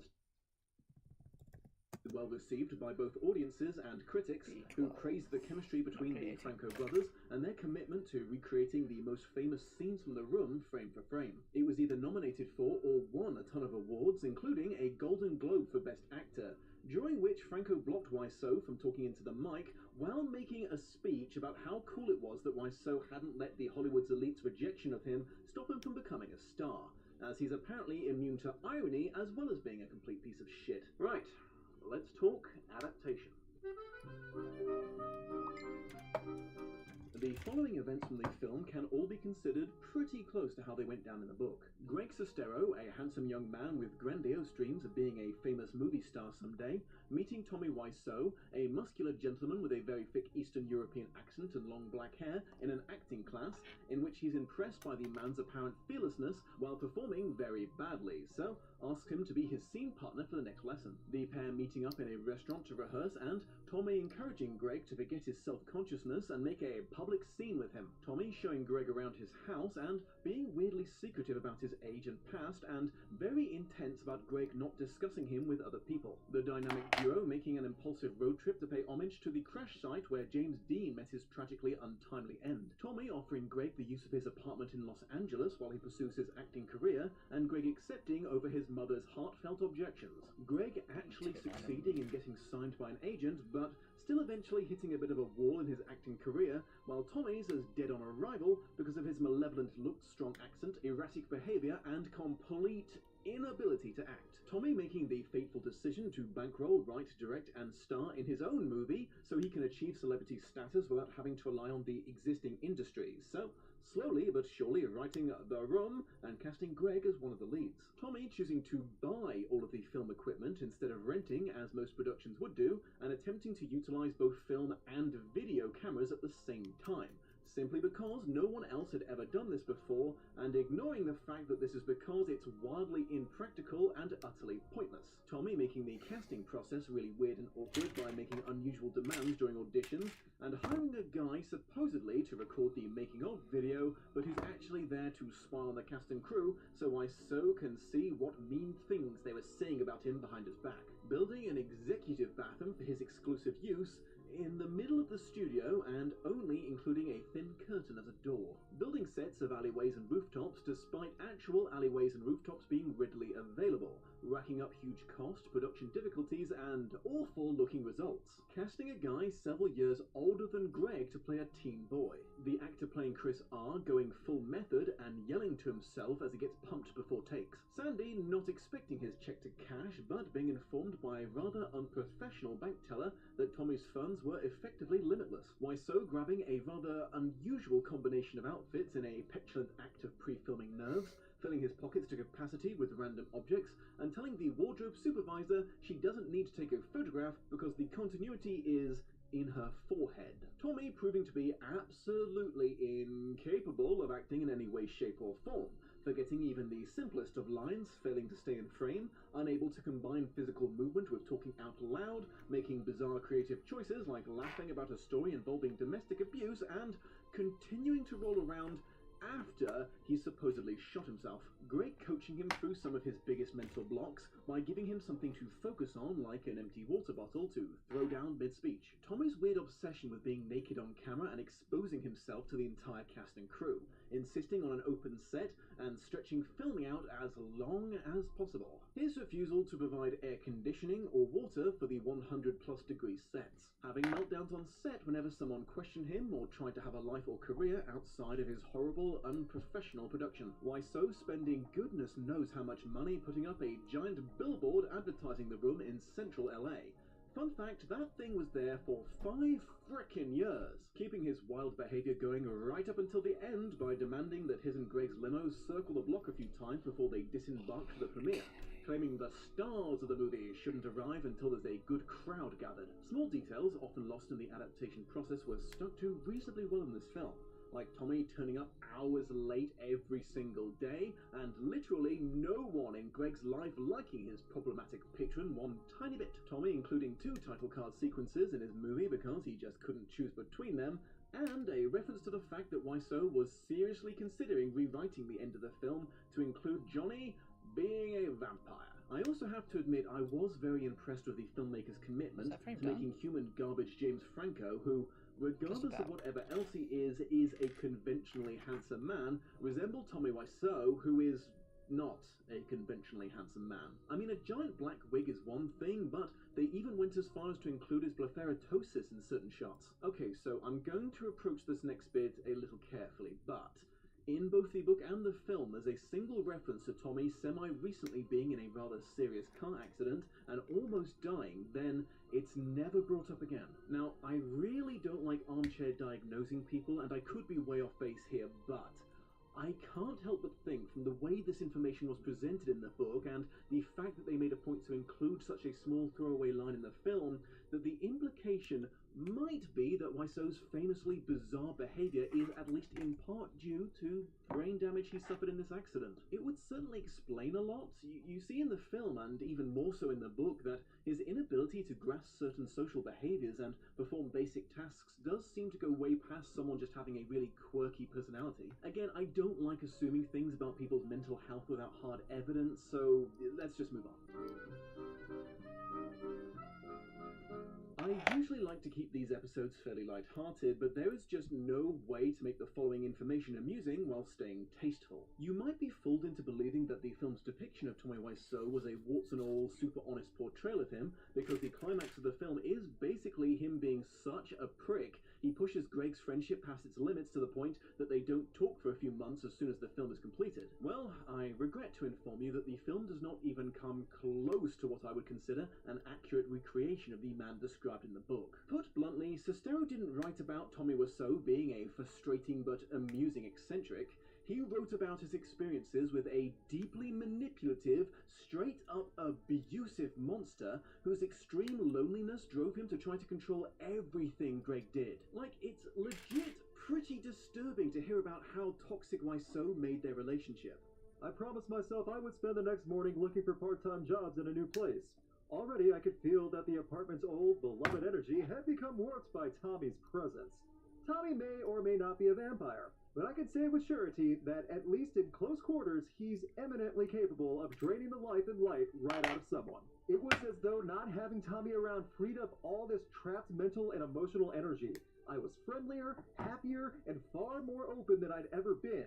You might say that, for the first time in my life, I was acting my age. This is pretty much the whole book, example after example of Wiseau doing the foulest shit to Greg, while depending on pity combined with throwing just enough money and opportunities around to keep the younger man from cutting him out of his life completely. And there's no redemption for Wiseau at the end. Greg just sort of comes to terms with it somewhat and thinks about what Tommy's achieved and what he's done for him, despite being a complete piece of shit. Just throwing this out there, this might explain why Franco was so shockingly good at portraying him. Garbage person playing garbage person. The film goes out of its way to lessen this shitty behavior whenever possible.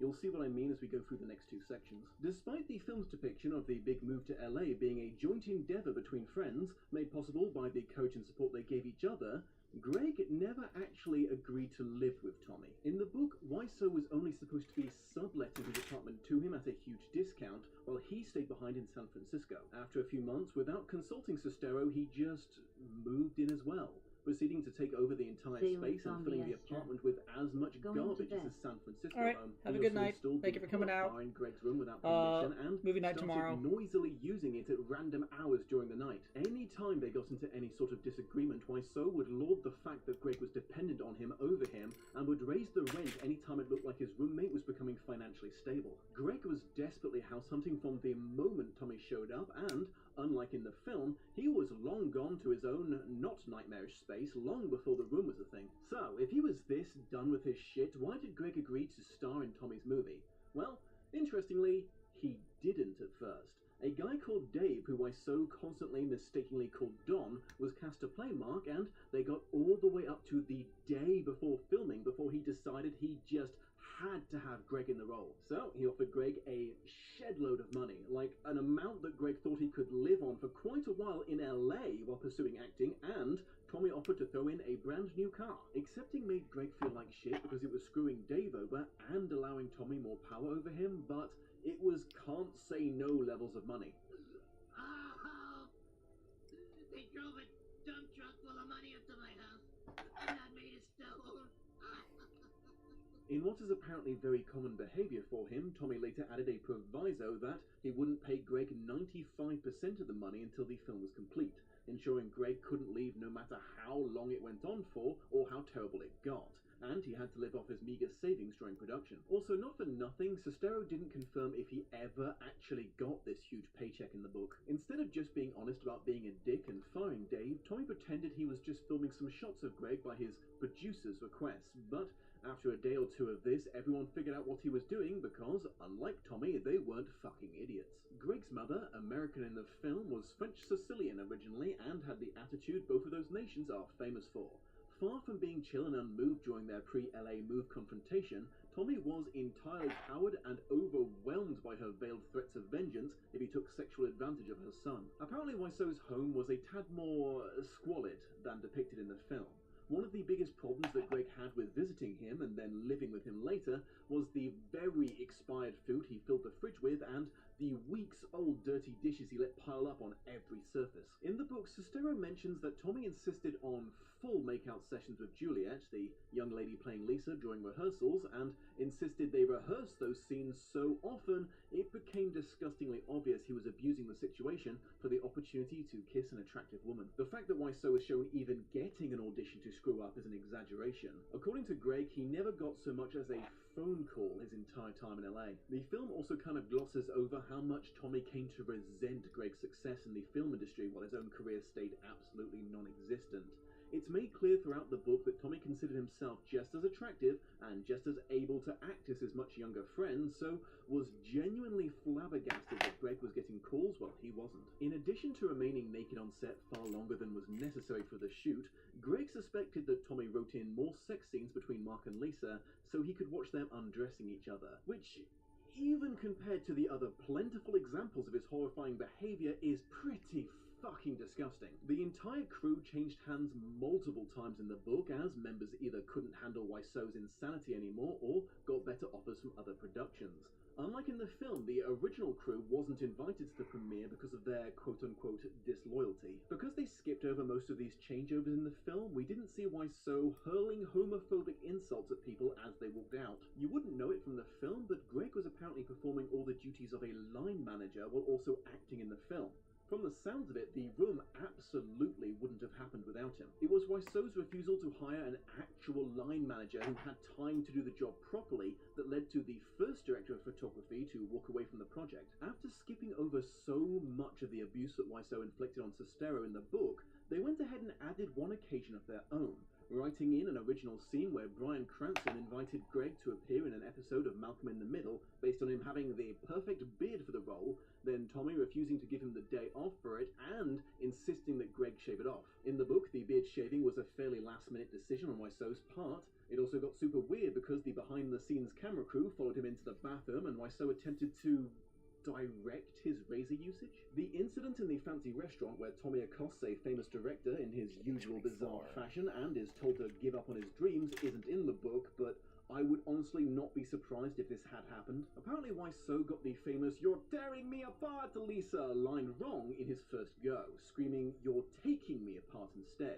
No one had the guts to tell him for a few days until Sestero took it for the team. I was sad the film didn't cover the book's explanation of the famous flower shop scene because it's really interesting for several reasons. First of all, this poor flower seller had no idea she was going to be in a movie until Wiseau burst through her doors asking if they could film there, because by this point production had deteriorated into guerrilla-style shooting with the last 3 crew members who hadn't quit yet. Also, the "hi doggy" line wasn't in the script. Wiseau genuinely didn't notice a pug sitting on the counter until mid-take and felt the need to greet it immediately. Greg wrote that he loved this moment because it was the only thing in the entire room that reflected Tommy's nicer side. The film's adherence to the book got a little more sketchy in general towards the end of the story. There's no huge bust-up between Tommy and Greg on the last day of filming.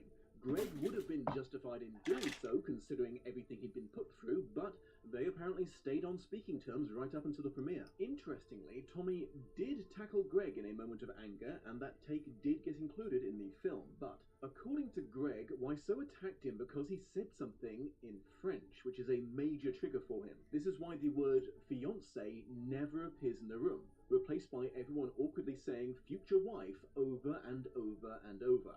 Lisa's your future wife, future husband, future wife, future wife. The book ends right as the lights are dimming for the first public screening of the room, so We'll never know of Wiseau's initial heartbreak that everyone was laughing at his magnum opus, then almost immediate turnaround to accepting his movie as a so bad it's good comedy as soon as Greg suggested it is true to the book and or real life. Personally, I'm inclined to believe that this did happen, but over a much longer period. One of the fundamental differences between the book and the film is, while both are about the making of The Room, the book is Greg's story, while the film is way more Greg and Tommy's story. What I mean by that is, while most of the book revolves around their friendship, Greg still got up to a decent amount of things that did not in any way involve Tommy Wiseau, but the film skipped over this material entirely. For example, did you know he was in a whole-ass film called Retro Puppet Master?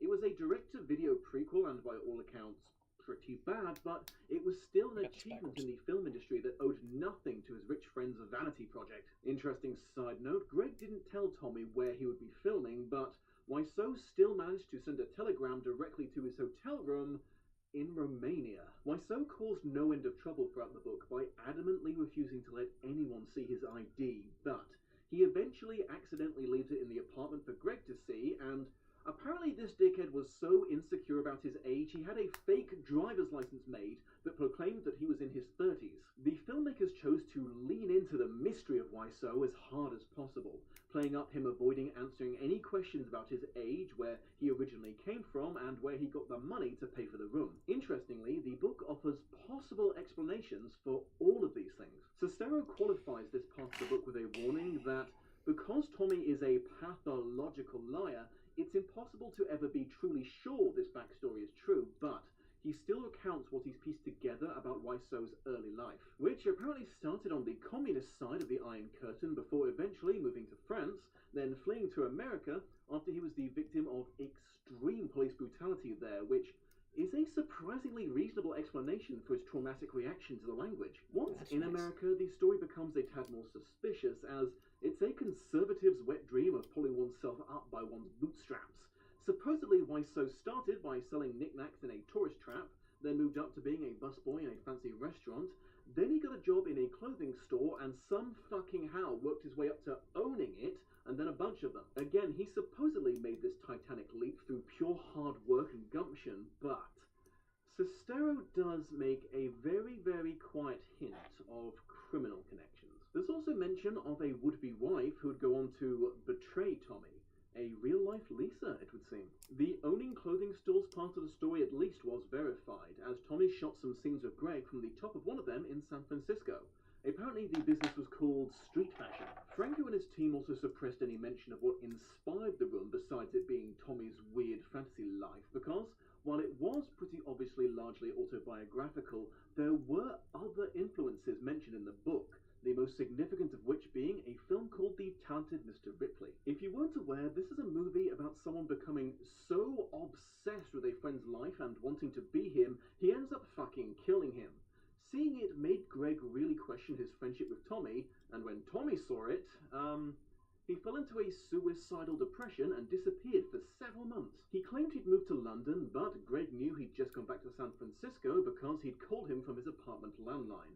Sestero writes about being genuinely terrified for Wiseau's life because he left him so many answer phone messages that were very clearly suicide notes. When Wiseau eventually returned to LA, it turned out he'd worked through his feelings by writing the first version of The Room, which turned out to be a script for a stage play, but had directorial notes as if it was a film for some reason. Sestero describes it as an incredibly warped interpretation of The Talented Mr. Ripley, with the traits of the main characters passed through Wiseau's unique understanding of the film. Incidentally, the character of Mark from The Room is named after the film's star, Mark Damon. In another example of Wiseau being a complete creep, Sestero mentioned he eventually discovered that he'd been illegally recording all of their phone calls for years.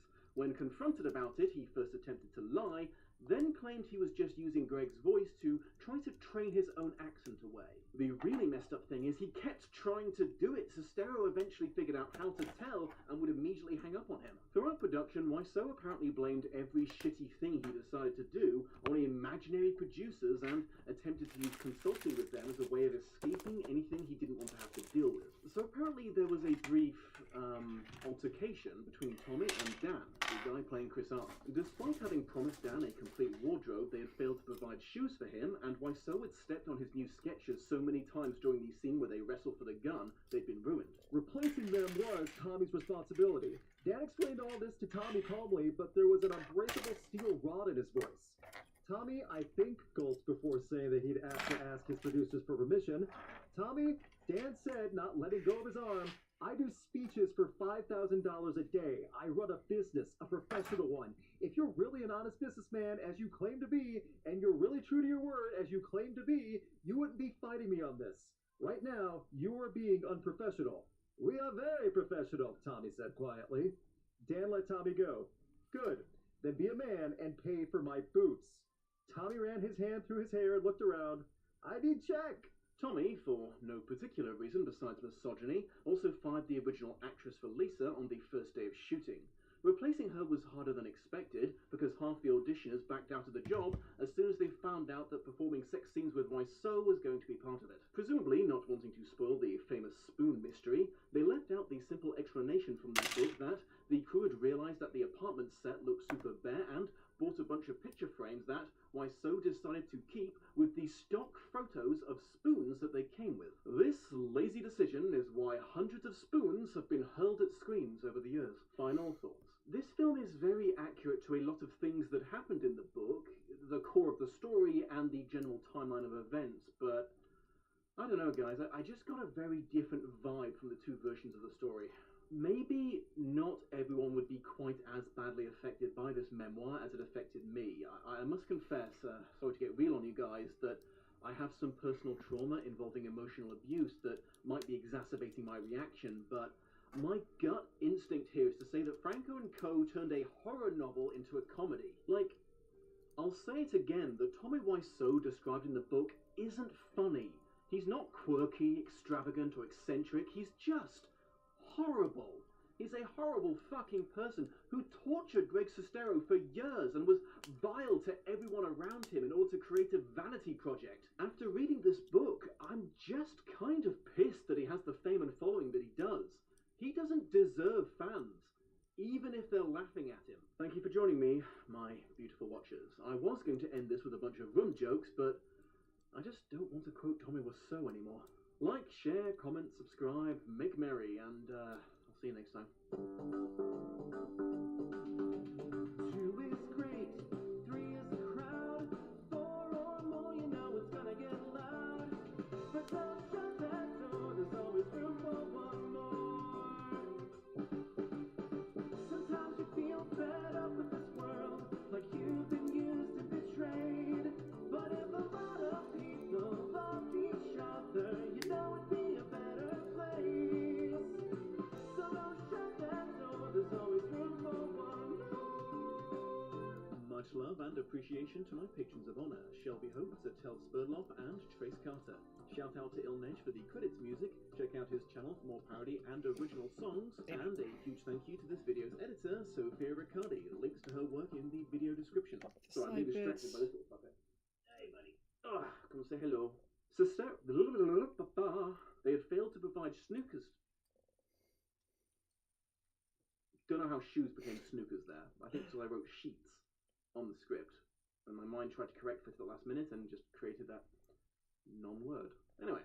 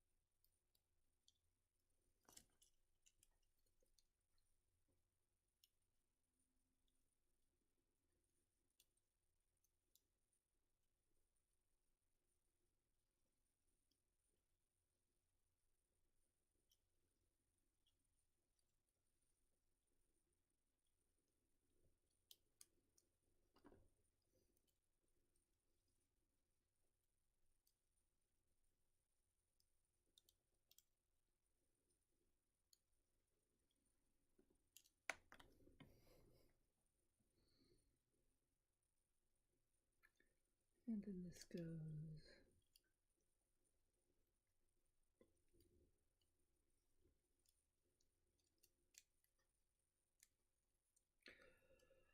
Okay, there is unicorn mode so far.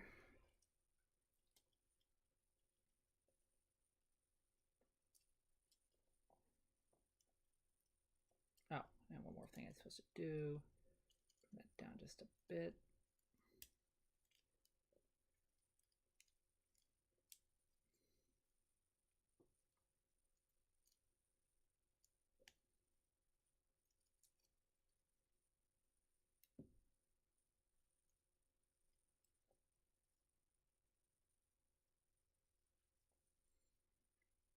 The head seems small in unicorn mode, or in destroy mode rather.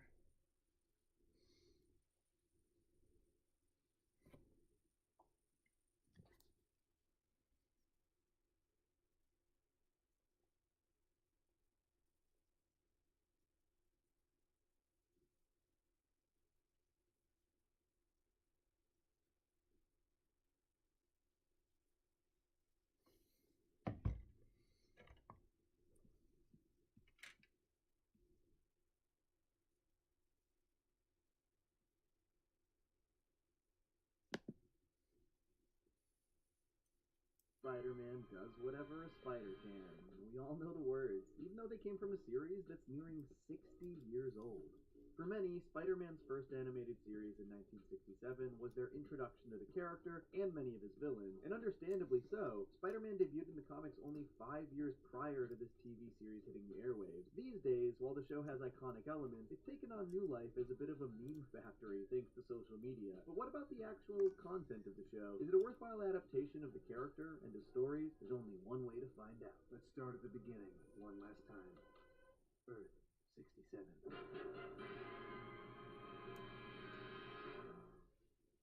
Spider-Man 1967 had a fascinating production life. At the time the series began, there were only around 50 issues of The Amazing Spider-Man that existed, which may not sound like a lot, but the majority of Spidey's most iconic villains were introduced during this era. However, the series also had an incredibly small budget, which, if you've ever seen the show, you're probably aware of. Recycled animations, stiff movements, and very limited number of characters made these low budgets very noticeable. The show itself, interestingly, can be split into two distinct eras. Season 1, which was produced under Grand Trey Lawrence Animation, and Seasons 2 and 3, which were produced under Krantz Films and showrun by legendary animator Ralph Bakshi, best known for his Lord of the Rings adaptation and X-rated animated film Fritz the Cat. We'll talk about these two eras separately because each have their pros and cons, and each feel quite a bit different from one another. Grand Trey Lawrence produced 20 episodes for Season 1, though most episodes featured 2 stories apiece, so there were actually 38 separate stories throughout the first season's run. But right off the bat, you can feel the limited budget in action.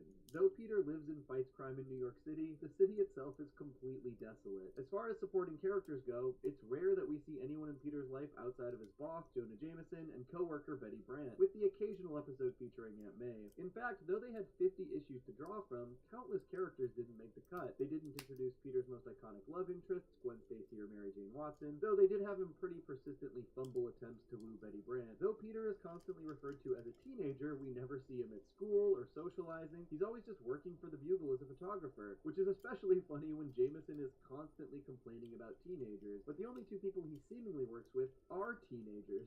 You can't trust a teenager to do a job.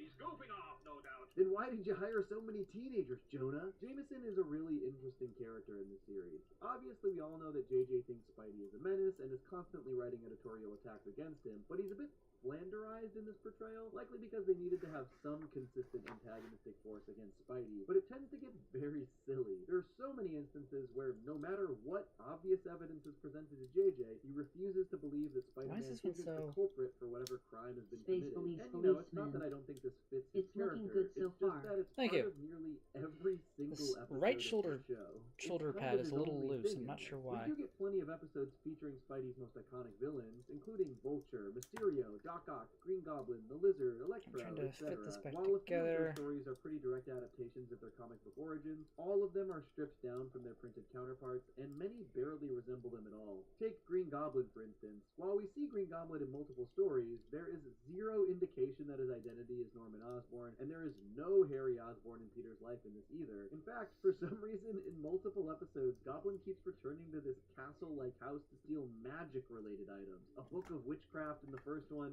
and magic secrets from a local magician named Blackwell in the next. It's very weird. What a career of crime I could carve if I had Blackwell's talent. The Lizard is an interesting case, introduced in an episode called Where Crawls the Lizard, stealing a cover tagline from Amazing Spider-Man issue 44. Just like in the Lizard's original introduction in TASM issue 6, this story sends Spidey to the swamps of Florida to investigate the mysterious monster. Though, rather than his more nuanced portrayal in the comics, they make him a bit of a Saturday morning cartoon villain. I'm a lizard man, and the swamps belong to me. But the broad strokes are basically the same. Spidey investigates, meets the Connors family, and then discovers that Kirk Connors is the one who became the Lizard. Though, for some reason, this iteration eliminates the whole arm regrowth origin and instead replaces it with Connors researching something called swamp fever. Very random choice. Maybe they just didn't know how to animate a one-armed character, but this is a good example of some of the more direct adaptations that Spidey 67 manages. Because of their budget and resource limitations, they needed to really strip the stories down. Scorpion's origin is probably the best example of a direct adaptation for the series. Though still stripped down a bit, this episode basically hits all of the major beats for Amazing Spider-Man issue 20. Jameson pays Dr. Stillwell to create the Scorpion to overpower Spider-Man. Scorpion starts to lose control of himself and goes on a crime spree, and eventually Scorpion goes directly after Jameson, who needs to be saved by Spider-Man. There are a few different beats here and there, but the core of that story is exactly the same. Though it is cool to see these handfuls of instances where the original comic book stories are mostly adapted to the TV format, in general, Spidey's Rogues Gallery definitely lacks the nuance and backstory that makes them so compelling in the comic books and later adaptations. It makes for a fun Saturday morning cartoon experience for kids, but a somewhat disappointing one for fans of these characters. But the real charm of this Spider-Man series came when they weren't using his comic book Rogues Gallery, instead opting for some of the silliest and most insane original villains I've ever seen. The second story of the entire series sees Spidey face off against ice golems from Pluto, and he has to help them fix their ship so they can get back home. Here's a shot of the iceberg as it begins to fly away. Now it's a flying iceberg! In another episode, Spidey stumbles across a giant metal-eating robot who is probably one of my favorite designs for anything in this entire show. The episode doesn't really even explain anything about the monster's origins either. It just kind of shows up and starts eating metal. It means there's a monster on the loose, one who eats metal to live. In another, in what I presume was a cost-cutting measure, Spidey has to fight a literal invisible villain named Noah Body. Son, Dr. Noah Body. Noah Body. Nobody. That's it. Nobody. One of my favorites was this guy who made wax figures named Alright. Serafino, and That he should be better. used those wax figures like robots to commit crime. Absolutely bizarre, but there is a great episode where Spidey faces off against all of these historical villains like Blackbeard the Pirate and Jesse James. Put your hands up, Spider-Man. But it was Jesse James. And as it turned out, these were all wax figures sent to do crime by Alright. Serafino. Wild stuff. There are a couple That's that. episodes with these twin villains called the Human Flies, Toss who these are frames trying to away. get the color swap Waste Spider-Man units model. A, I C, actually really H, like K, this one. M, and It's a R1. simple Spidey Sona. The Fifth Avenue Phantom is another that I had a blast watching. Basically, this Phantom guy uses store mannequins who also have the power to shrink things for some reason. So they shrink merchandise at fancy stores that they belong to because they're mannequins. Then they put those things in a bag and bring them back to the Phantom, where they then put them on a conveyor belt and unshrink them. I'm not even sure why they're on a conveyor belt, but man, this next one destroyed me. There's an episode where Spidey goes out to investigate an apparent ghost at an old theater that's going out of business. As it turns out, a few people who run and perform in the theater are behind these ghost sightings, and they beat and tie up Spider-Man and force him to watch a magic act. And as it turns out, they basically were just trying to sell Spider-Man on saving the theater. Correct, Spider-Man. This performance was for your This has gotta be my favorite way somebody has ever asked for Spider-Man's help in anything. Like, he's just some kind of investment banker. Amazing stuff. The series even sometimes combine the classic villains with their weird original ones. Towards the end of season 1, Dr. Noah Body sneaks into prison and frees Electro, Green Goblin, and Vulture. This is another funny example of how weird the world of this show is. All of the villains are just still wearing their costumes, including Green Goblin. There's something deeply cursed about seeing Green Goblin sleeping under the covers in full goblin garb. This is actually a really fun episode. Spidey struggles to face off against 3 of his toughest foes, so he basically tricks them into defeating each other. But it's still funny that Dr. Noah Body was the mastermind behind it all. I can see you, but you can't see me. Yeah, but he can see that gun you're holding, Doctor. Season 1 is a real mixed bag, delivering some pretty solid but stripped down comic book adaptations and far more hilarious and silly original villain creatures. But why has it become memed to death in subsequent years? And I'm missing K. Well, there are a lot of big one. And honestly, after watching, I'm shocked That's it isn't N. more meme. There's Just K. about every single example of a memed moment from the series comes in the first season, and most of them stem from shortcuts that needed to be taken due to the small budget. There are countless funny shots of Spider-Man just doing very normal things. The first time we see him in the entire show, he's driving a car down a cliff that's being suspended by his own web. It doesn't even make sense physically. In addition to Spidey being in very un-Spidey-like scenarios, like driving tractors or sitting at an office desk, the show features some of the silliest and most ridiculous poses you can imagine, and many of them end up being reused over and over. I mean, look at this one in the Fifth Avenue Phantom. This is just so funny to me. More time and money would have allowed them to clean up the sillier looking drawings, but they were on tight budgets and tight schedules. There are also a shocking number of sequences where Spider-Man just walks somewhere.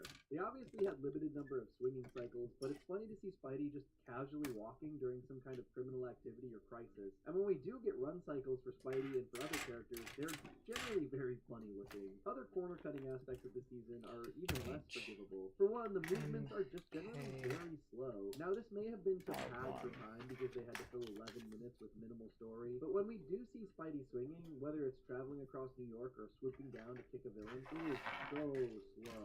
Just a glacial pace. On top of this, they often had to verbalize things that were happening instead of actually show them in any kind of interesting way via animation, which led to both repetitive and boring storytelling and uninteresting resolution.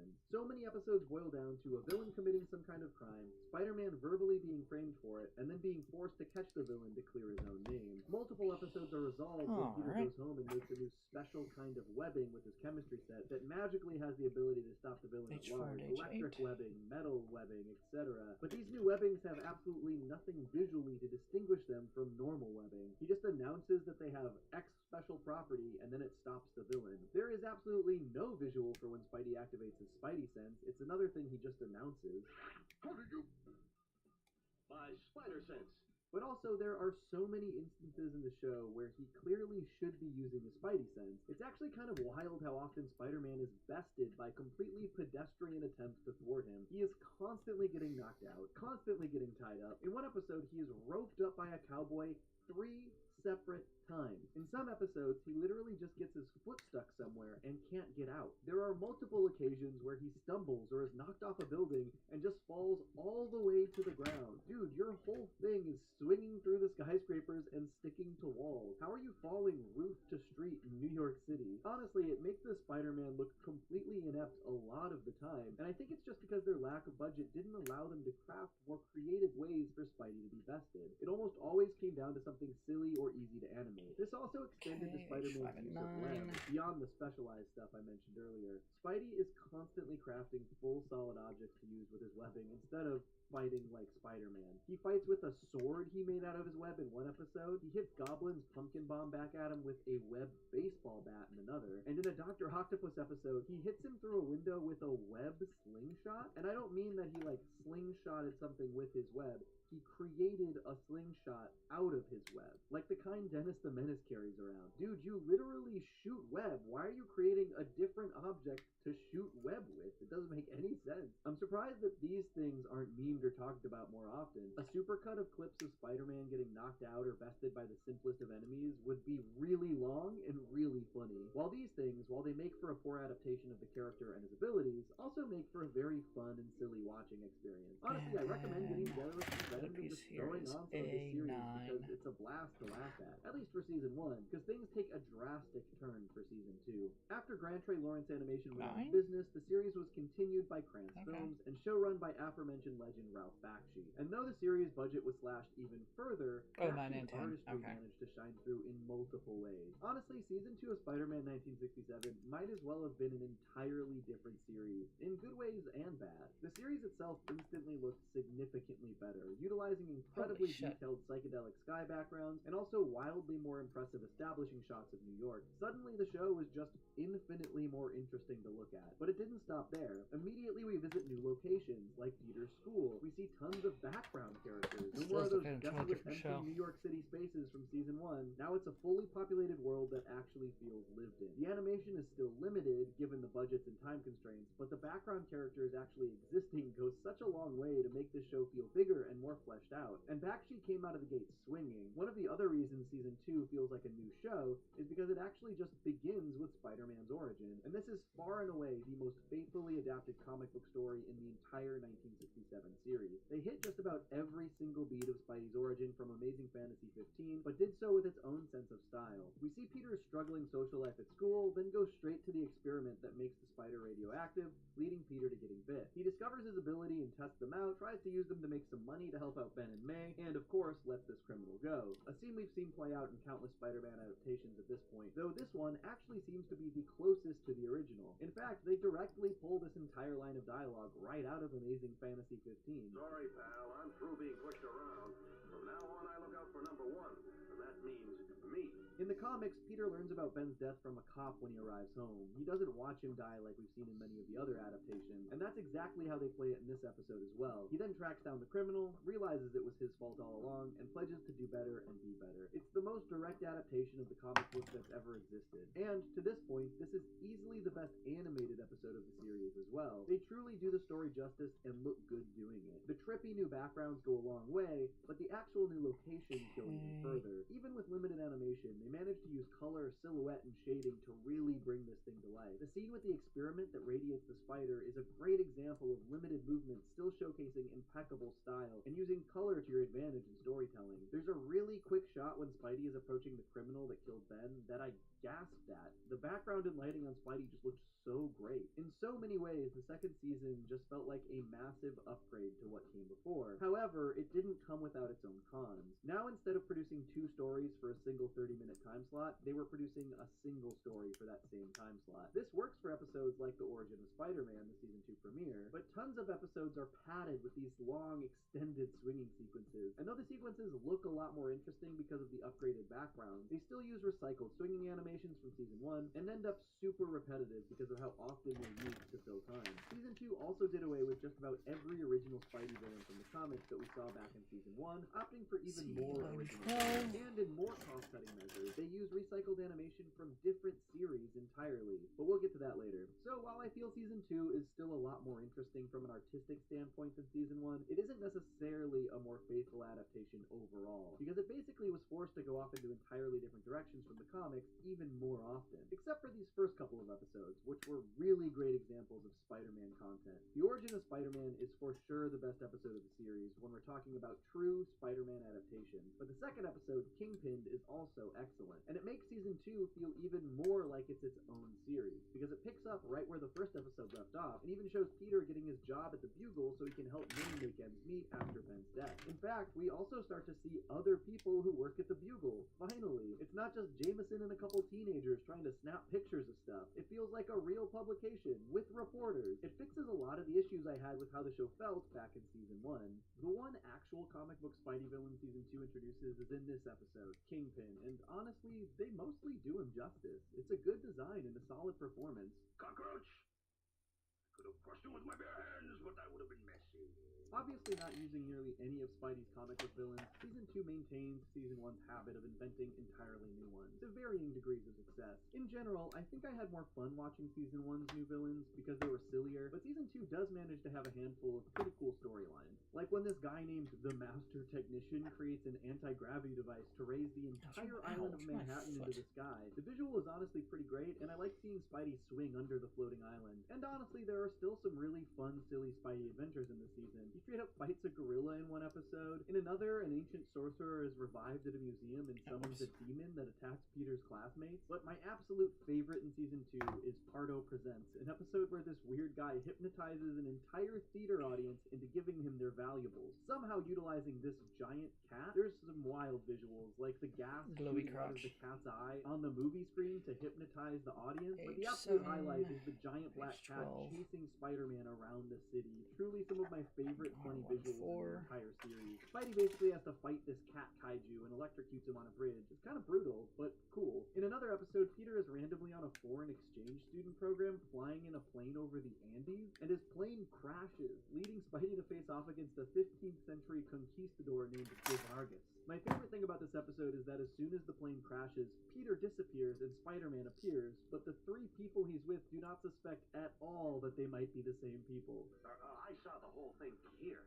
Yes, my boy. Some of these stories did tend to get repetitive, though, because literally one episode later, Peter gets in another plane crash. Even funnier, this is a Daily Bugle branded plane. JJ just sends Peter and one other employee to fly a plane to get photos. Wild. As I mentioned earlier, in order to cut down the budget, the series also started to reuse tons of assets from one of Bakshi's other series, Rocket Robin Hood. The episodes that do this end up feeling like entirely different series, but they, at the very least, are incredibly cool to look at. Really some of the trippiest and most psychedelic imagery I've ever seen in a superhero show. However, they really just don't feel anything like Spider-Man stories. There's not one, but two episodes where Spidey goes deep underground and faces off against this society of lion ape-looking underground people. The episode Phantom from the Depths of Time has some particularly cool imagery, but features giant bugs, this Igor guy who looks like an entirely different animation style, Spidey flying a rocket, and fighting a giant magma monster. As interesting as it is sometimes, it's just not Spider-Man. But even with these wild stories not based on comic books, they do manage to try and incorporate more of Peter Parker's life/hero balance into the stories. In one episode, Peter wants to try out for football so he can impress girls at school, but is pretty instantly rejected by the coach.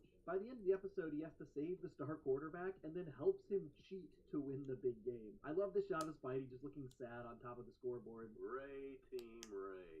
Boy, am I a 14-karat gold-plated sap. Though I would say that these types of stories don't always make Peter look good. There's an episode where Peter asks out his classmate Susan, who tells him she's busy. Wow. I wonder why Susan is always busy when I ask her for a date. Bet she'd change her mind if she knew I'm really Spider-Man. But then, even after he's rejected, he shows up to see her while she's on another date. That is some incel behavior, Pete. She does still let him hang out with him, though. One of the most fascinating episodes of Season 2 actually involves Peter's love life and some wild original characters. For some reason, the beginning of this episode, Peter is reading the newspaper at a club while everyone is dancing. His classmate Sonia even asks him to dance, and he says no. Read about proton devices when the world is full of beautiful chicks. Pete, you have a lot to learn. He's right, Pete. What the hell are you doing? Is what I thought at first. Okay, lots Because of this girl baldwins named for hip Carol is skirts, I actually guess. real turned on by his science talk. I just moved to city. Perhaps you can show me around. I love how stoked on Carol Peter is in this episode. He's literally just swinging around New York talking about how excited he is to see Carol. H11, But twist, he catches Carol stealing some science equipment, and she has spider powers too. She seems to know Peter's identity and literally has all of the abilities he does, including Spidey sense and web shooters. This has got to be one of the earliest instances of Spidey meeting another person with his abilities. And I like that it's a potential love interest, one that's committing crimes no less. That's good drama. Unfortunately, the rest of the episode really flies off the rails. It's revealed that Carol is an alien and her species is stealing equipment so that they can get home. There is literally no other explanation for the spider powers. Kind of just turns into another thing entirely. But it was interesting for a minute. The end of Season 2 actually also introduces Captain Stacy, though his first name is Ned in this for some reason. He's taken hostage by a group of prisoners and Spidey has to rescue him. Not a bad premise, but it's weird that they just barely introduced some of these legacy characters late in the show. Season 2 represents some of the best of this entire series, but also flies off into wild directions that rarely resemble Spider-Man at all. It's a real mixed bag, but it's at least really cool to look at, and it's substantially better than Season 3. Sadly, this series ends on a real low note. For the final season of Spider-Man 1967, budgets were slashed even further. The one pro is that this meant the return of the classic villains we saw in Season 1, but only through completely recycling not just footage from Season 1, but often the entire storyline. The first episode is a Vulture story, and though they change out some background, the animation is exactly the same as what we saw in the Season 1 episode, The Sky is Falling, down to the resolution involving this guy's vultures turning on him, even though they had nothing to do with this story in the first place. It's kind of a mess. The new Lizard episode is even worse. It's truly almost beat for beat the exact same story as Where Crawls the Lizard from Season 1, except this time, they literally just removed the actual comic book twist entirely through dialogue. The lizard is not Kurt Connors, he's just an intelligent lizard who kidnapped Kurt Connors, and it's played as though Peter has to save Kurt from the lizard. However, they didn't have the footage to actually show this, so they clumsily explain where the lizard disappears to through dialogue. Not only did it take away his intelligence, You took away him. Now to find Connors. They do this a few times in Season 3, but not only do they recycle animation and stories from Season 1, they actually reuse stuff from Season 2 as well, which wasn't even very Spidey-like to begin with. Nearly this entire season is just a weird mishmash of older stories recycled in unsatisfying ways. There are a few standouts, however. There's a pretty fun episode where Spidey faces off against a giant electrified snowman monster, and another where he faces off against this guy named Desperado, who has got to be one of my favorite designs in the series.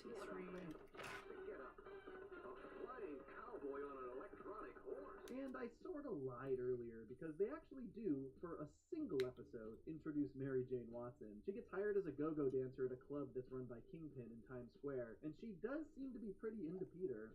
Hey, Peter, why don't you drop in tonight? I've been watching you dance. No, I think I will. Weirdly, they also explain that she's Captain Stacy's niece, so it sort of seems like they were combining the Mary Jane and Gwen Stacy characters here in their own way. But strangely, the character model they use for Captain Stacy in this episode is entirely different than the last one. Speaking of different character models, one of the weirdest episodes of third season is called The Madness of Mysterio, which also uses an entirely different character model for Mysterio. He's just this turtleneck-wearing, green-skinned dude who smokes. It's actually very bizarre. The cost-cutting measures could not have been more apparent in Season 3. And this is a huge aspect of their most infamous episode, Revolt in the Fifth Dimension. While many other episodes recycled assets from Bakshi's series Rocket Robin Hood, this episode used a full 7 minutes of one of their episodes and clumsily inserted Spider-Man into it. On top of that, the footage was so psychedelic and out there that ABC outright refused to air the episode. It's an absolutely fascinating piece of TV history, and worth a watch for the psychedelia alone. Spider-Man 1967 ended on a sad, but fitting note. The series finale, Trip to Tomorrow, is a full-on clip show, utilizing sequences from 3 separate episodes. The only new footage involves Spidey falling into this boxcar and giving advice to this young kid that's running away from home. You think I could become a real crime fighter like you? Sure you could. It's easy. It wasn't good advice, but it was advice. So yeah, it's a genuine shame that the finale of the series was the most recycled of its history. A weak clip show from only a few episodes. The final sequence shows the young boy head home instead of running away, and Spider-Man laughing at him pretty weirdly. Honestly, this might be the most fitting way for the series to end, with a strange laugh during the most cost-cutting episode in the show's history. The very first animated Spider-Man show is truly one of the strangest that exists, but largely due to forces outside of its control. It felt like they tried their best to adapt a handful of classic stories, but ultimately, the budget restraints prevented it from embracing Spider-Man's short comic book history as thoroughly as it could have. Combine that with the production woes that transitioned them to a new studio, and the result is one of the most interesting but uneven Spidey series in history. A show that manages to have some wildly impressive adaptations of the comics, like Bakshi's debut with the origin of Spider-Man, but also some absolutely bonkers and confusing stories recycled out of entirely different shows. I will say, despite the general mess that this series is, it wasn't often boring. And though I don't think I could in good conscience recommend this as a quality Spider-Man show, outside of a few episodes, I definitely recommend it as a wild relic of 60s animation. There will never be anything else like it in animated Spider-Man history.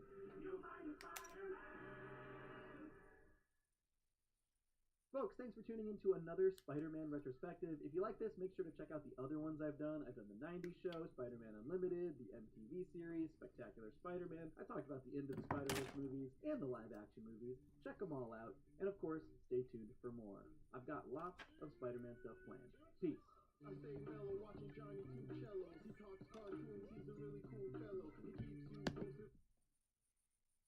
Apparently like hearing me talk about Spider-Man, which is convenient since I love talking about Spider-Man. They love me. So after covering most of the films, including No Way Home, I decided it was time to go back to my Spidey roots with the show that introduced me to the character properly. 1994's Spider-Man the Animated Series. And I know I'm not the only one who grew up on this Spidey. For the better part of a decade, this was the definitive version of the character for so many kids. Basically until Raimi's first Spider-Man film released in 2002. And I think you can actually see a lot of this show's influence in how the Raimi trilogy was approached and executed.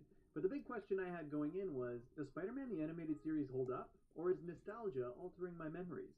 Well, let's find out. You know, Spider-Man the Animated Series is actually a part of a larger Marvel animated universe that began in 1992 with X-Men the Animated Series. While the franchise consisted of 8 separate shows, the 2 most popular are undeniably X-Men and Spider-Man. In fact, Marvel is actually following up the 90s X-Men animated series next year with a sequel series called X-Men 97, which is fitting because nearly every single series in the Marvel animated universe actually ended on a cliffhanger, including Spider-Man, but we'll get there. All of these series actually intertwine more or less, and a ton of the Marvel heroes from these other series cameo in Spider-Man at one point or another. It's kind of cool that these animated shows were dabbling in an interconnected universe so many years before the MCU. These shows were largely an answer to Marvel Comics' financial woes in the 90s. The plan was basically to make animated versions of as many Marvel characters as possible and really capitalize on toys and merchandising, which when watching through Spider-Man is pretty evident. A ton of the characters, vehicles, weapons, costumes, etc. were incredibly toyetic, often straying from their comic book counterparts. Alongside these financial woes came production difficulties.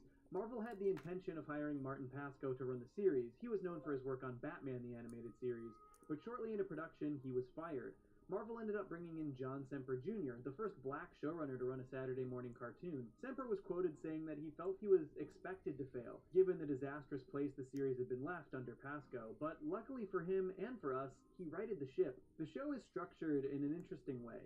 Season 1 does a great job introducing most of the classic Spidey villains, mostly in one-off episodes, with the occasional 2- and 3-parters in there, but seasons 2, 3, and 4 all have season-long story arcs, and are even labeled as such. Season 2 is Neogenic Nightmare, 3 is Sins of the Father, and 4 is Partners in Danger. This is particularly interesting given that Semper was allegedly forbidden from doing season-long story arcs, but he just did it anyways. The show is really ahead of its time in that regard. Season 1 is nearly perfect in its villain introductions. They genuinely did an amazing job setting up so many of the most important characters in Spidey's Rogues Gallery within the first 13 episodes. The very first sets up Kurt Connors and showcases his mutation into the Lizard. Episodes 2 and 3 introduce Norman Osborn, Spencer Smythe, Alistair Smythe, and Kingpin, as well as Smythe's Spider Slayer robots. This is a good example of the toyetic nature of the series, and while as an adult I think these bots are kinda cheesy, as a kid I remember wanting these toys so bad. I really love the way these episodes set up the major players in New York's upper echelon of powerful men by featuring Norman Osborn and Wilson Fisk. While Norman obviously plays a big role, there's no question that Kingpin is the villainous glue that holds most of this series together, which I think was such a smart move. I've always really loved Kingpin as a Spider-Man villain, largely due to this show. He's the brains and financial backing behind so many of the Spidey villains throughout the series, and this works really well. He's smart, strong, and a master manipulator. In the 4 subsequent episodes, they established Doc Ock, Mysterio, Scorpion, and Kraven, and all of them stay pretty true to the comics. This first season just has a really great economy of storytelling. We're introduced to so many villains very quickly, but it never feels rushed. I think the smartest thing they did in Season 1 was give the Venom arc a full 3 episodes. The alien costume parts 1 through 3 are really great, and they honestly are such a huge reason that kids of the 90s are so attached to Venom as a villain. So many of Spider-Man's most iconic villains were introduced in the earliest days of Spidey comics. Chameleon, Vulture, Doc Ock, Sandman, Lizard, Electro, Mysterio, Green Goblin, Kraven, Scorpion, Rhino, Shocker, and Kingpin all made their debuts in the comics in the 1960s. Many of them were conceived alongside Spider-Man himself, which is really just a credit to the genius of Stan Lee and Steve Ditko. They cranked out so many all-time villains right alongside Spider-Man. Venom, however, stands out as easily Spidey's most iconic villain who wasn't a part of his original Rogues Gallery. The symbiote suit wasn't introduced until 1984, and Venom until 1988, decades after most of Spidey's other iconic foes. And while Venom's rise in popularity dominated comic books in the late 80s and early 90s, I think it's very fair to say that his appearances in the animated series went a long way to solidify him as a Spider-Man staple. He was introduced in Season 1 alongside many of Spidey's iconic foes. I know that as a kid, I had no idea Venom was a relatively new villain compared to the rest. I always just saw him as another great longtime foe in Spidey's Rogues Gallery. This is likely also what led to his forced inclusion in Spider-Man 3. So many of the kids who flooded the theaters for the Raimi trilogy grew up on the 90s Spidey show. Guilty. And I know that personally I was eagerly awaiting Venom's introduction. It's just a shame that Raimi was forced to use the character against his will. But I think the animated series' influence on Spider-Man 3 is very apparent. In fact, the introduction of the symbiote suit in both the film and the TV series are very similar, showing the symbiote attach itself to Peter while he's having an upsetting dream, followed by Peter waking up in the symbiote suit while hanging from a building, seeing the new suit for the first time in the building's reflection. As far as I know, the suit was never introduced this way in the comics, as its first appearance was on Battleworld during Secret Wars. Like I said before, this animated series definitely influenced a lot of what went into the Raimi trilogy, but we'll touch on more of that as we move on. The season wraps up with a 2-parter about Hobgoblin and a finale focusing on Chameleon. pretty effectively introducing around 9 to 10 villains in just 13 episodes. The way the show handled Hobgoblin was pretty interesting as well. There's a great video by Comic Tropes about the history of Hobgoblin and how infighting amongst Marvel's editors actually ruined the character's potential back in the 80s. Highly recommend checking that video out. But basically, the question of the character's identity was this incredibly engaging ongoing mystery, but due to infighting and disagreements, the ultimate answer to who Hobgoblin was, Ned Leeds, proved incredibly ineffective and made very little sense. But what made the character's initial run so great was the mystery of who was behind the mask, and Spider-Man the Animated Series basically took this opportunity to maintain that same mystery across much of the show until his eventual identity reveal, which was not Ned Leeds this time. But it's also interesting that they opted to introduce Hobgoblin before the much more iconic Green Goblin. And while this switch may have upset longtime Spidey fans, I think it actually made a lot of sense for this show. We basically get an engaging Goblin villain at the top of the show while they were able to set up Norman and Harry Osborn's arcs. This allowed time for the Green Goblin transformation in Season 3 to be much more impactful on the audience, and also allowed the Hobgoblin identity mystery to play out over a longer period of time. So Season 1 is really great, but I think most importantly, the show's Peter Parker is just a great iteration of the character. He's a stand-up guy who always tries to do the right thing, even though he laments when the right thing gets in the way of his happiness. The character's problems always boil down to a difficulty balancing life as Peter Parker and life as Spider-Man, as any good Spider-Man story should do. They really put him through the ringer, but we'll talk about more of that as we go on, because there's a lot. And the quips, man, they're just full of the best kind of cheesy 90s one-liners. I love them. Yeah, anyway, this lizard thing is probably just an urban myth. Looks like I was myth-taken. Pry this thing off. You want a trial separation already? I understand, but I'm hurt. Enjoying the flight? Some flight! No peanuts? And though the show doesn't utilize Gwen Stacy at all, they do a pretty effective job bringing tension to Peter's love life, with his primary love interests in Season 1 being Felicia Hardy and Mary Jane Watson. They even recreate the iconic MJ introduction from the comic books. Face it, Tiger. You just hit the jackpot. Overall, I really like Season 1. It's basically just a very strong adaptation of tons of Spidey's villains and stories, and it introduces the world and its characters super effectively. The show is very 90s, which is kind of unavoidable, and was even subject to some pretty stupid censorship, which we'll talk more about as we go on. But this first season is among the strongest Spider-Man adaptations that exist, in my opinion. And while I do really enjoy a ton of what the show does for the remaining 4 seasons, you can see where things start to fly a bit off the rails starting in Season 2. The title for this season's arc is Neogenic Nightmare. Neogenics is the term used surrounding any sort of DNA-altering science in the show. The Neogenic Recombinator is the device that zapped the spider that bit Peter, giving him the spider powers. They basically use this tech to explain a lot of Spidey villains in the show, usually involving DNA splicing with animals in some way. The Lizard was born of neogenic tech, same with Scorpion, but in Season 2 they really ramp things up. There's basically this very weird ongoing story where Peter's spider mutations are going haywire. Eventually they make him grow 4 extra arms, and later he even starts to mutate into a full-blown giant spider. It is wild stuff.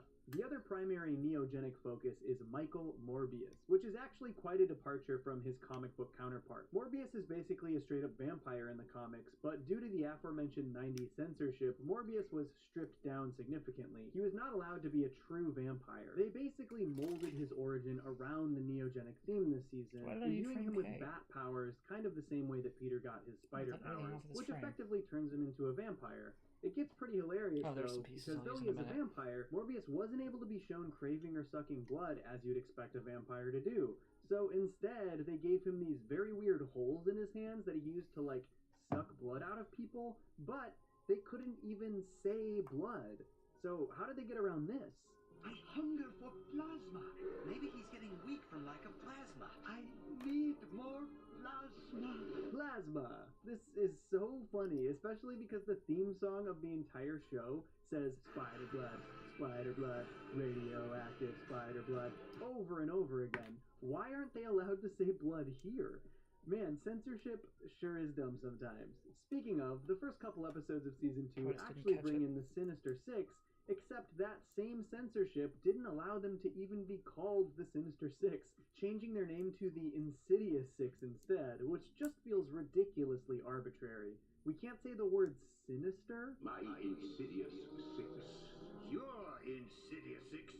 This version of the Six features Rhino, Shocker, Doc Ock, Mysterio, Scorpion, and Chameleon, who are all hired by Kingpin as usual. It's a pretty solid lineup, though notably it only features 2 of the original Sinister Six lineup. Interestingly, the animated series wasn't actually allowed to use Sandman or Electro at this time, because they were planned to be used in a Spider-Man film that was being developed by James Cameron. Though weirdly, that script also featured Green Goblin and Doc Ock, who were both utilized in the animated series, so I'm not sure why they weren't allowed to use Electro or Sandman. It's possible that they didn't want to use them because their identities were actually different in the Cameron treatment. That whole failed project is wildly interesting. I was actually going to say I should make a video about it, but I just looked it up and there are like 6 already. They also start to bring in a bunch of other Marvel characters in this season, namely the Punisher, Blade, and a 2-part crossover with the X-Men.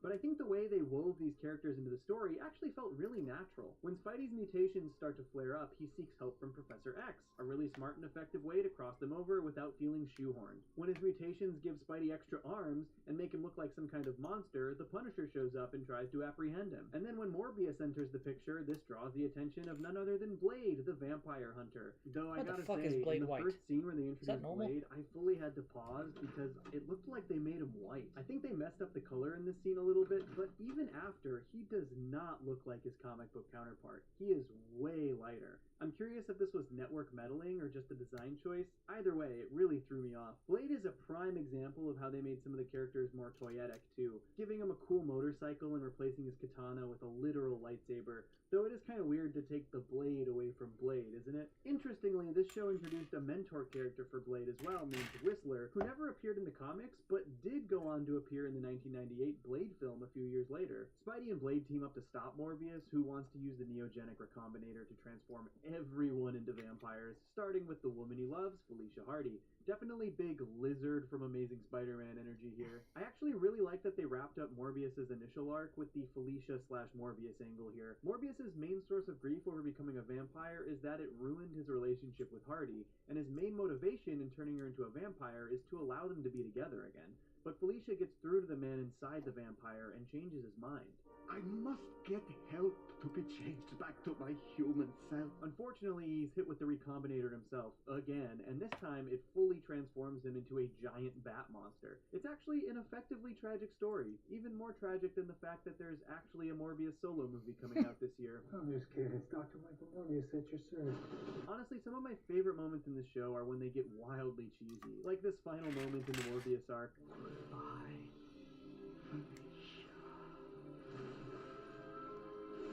The season takes a little bit of a detour into the mystical after they wrap up the Morbius story, introducing Silvermane and the Tablet of Time. In the comics, Silvermane sought an ancient tablet to achieve immortality, which was slightly molded in the animated series to instead de-age Silvermane to his youth, creating one of the funniest developments in the entire series. Please, somebody help me!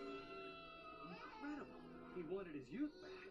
He got it. This whole Tablet of Time storyline leads directly into the introduction of the Vulture, a portrayal that is easily one of my least favorite aspects of the animated series. They introduce Adrian Toomes as yet another youth-obsessed villain, who uses the tablet tech to temporarily steal the youth from other people, making Vulture unrecognizable when he's in action. I'm guessing this was an adjustment made for the merchandising side of things.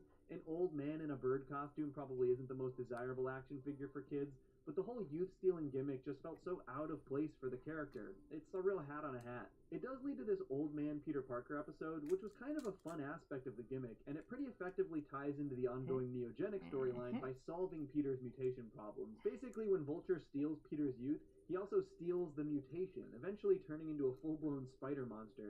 And though it's a tad convenient, Doc Connors manages to transfer Peter's youth and abilities back without the monster mutation, solving that issue once and for all. Like I said earlier, this season does fly a bit off the rails with all of this neogenic stuff, but that doesn't mean it isn't fun. While some of the plot lines surrounding everything are right, that's silly, the pelvis I think done. they do a great job with character The side hip development and skirts relationship are not drama. present in As this, usual, I guess, this season but showcases Peter's fine. inability to be a consistent aspect of Mary Jane's life due to his superhero obligations. We see early on that Peter has to blow off MJ when his mutations start to act up, which sucks, but when you got 4 extra arms, you don't really have a choice, do ya? Felicia becomes less of a love interest for Peter this season due to her relationship with Morbius, but this is another storyline that directly leads to further complications with MJ.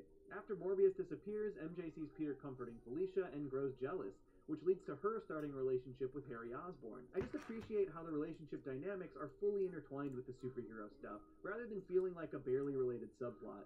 Even when some of the Spidey storylines get goofy, they're able to anchor it with great character drama. They even end the season with a major MJ/Peter beef. MJ is supposed to meet her father for the first time since her childhood and wants Peter to be there with her, but when Peter arrives, MJ has vanished into thin air. This is the first of a few times MJ disappears over the show, so be ready for that. Season 3's seasonal arc is called Sins of the Father, and if I'm being honest, it feels like this one is tied together through themes and subject matter more so than it is one continuous story arc. But that isn't necessarily a bad thing, because they managed to tell a lot of great stories focusing on paternal relationships. There are also a couple of really interesting through lines that lead to huge moments in the series. One of these important threads is the appearance of Madam Web, who is a bit abrasive and very mysterious, hinting that she'll need Peter for some important mission in the future.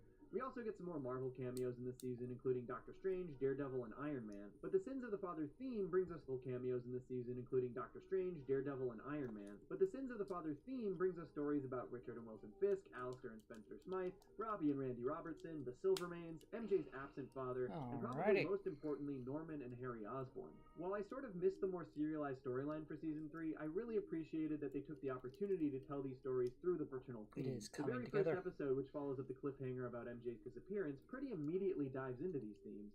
It turns out MJ was kidnapped and brainwashed by a cult led by Baron Mordo, who pretends to be her father, but is really just trying to unleash his master Dormammu from the Dark Dimension into New York City. This also brings in Doctor Strange, as you might expect, but I still always find it a bit funny when the villain's Spidey fights in this show feel so drastically out of place.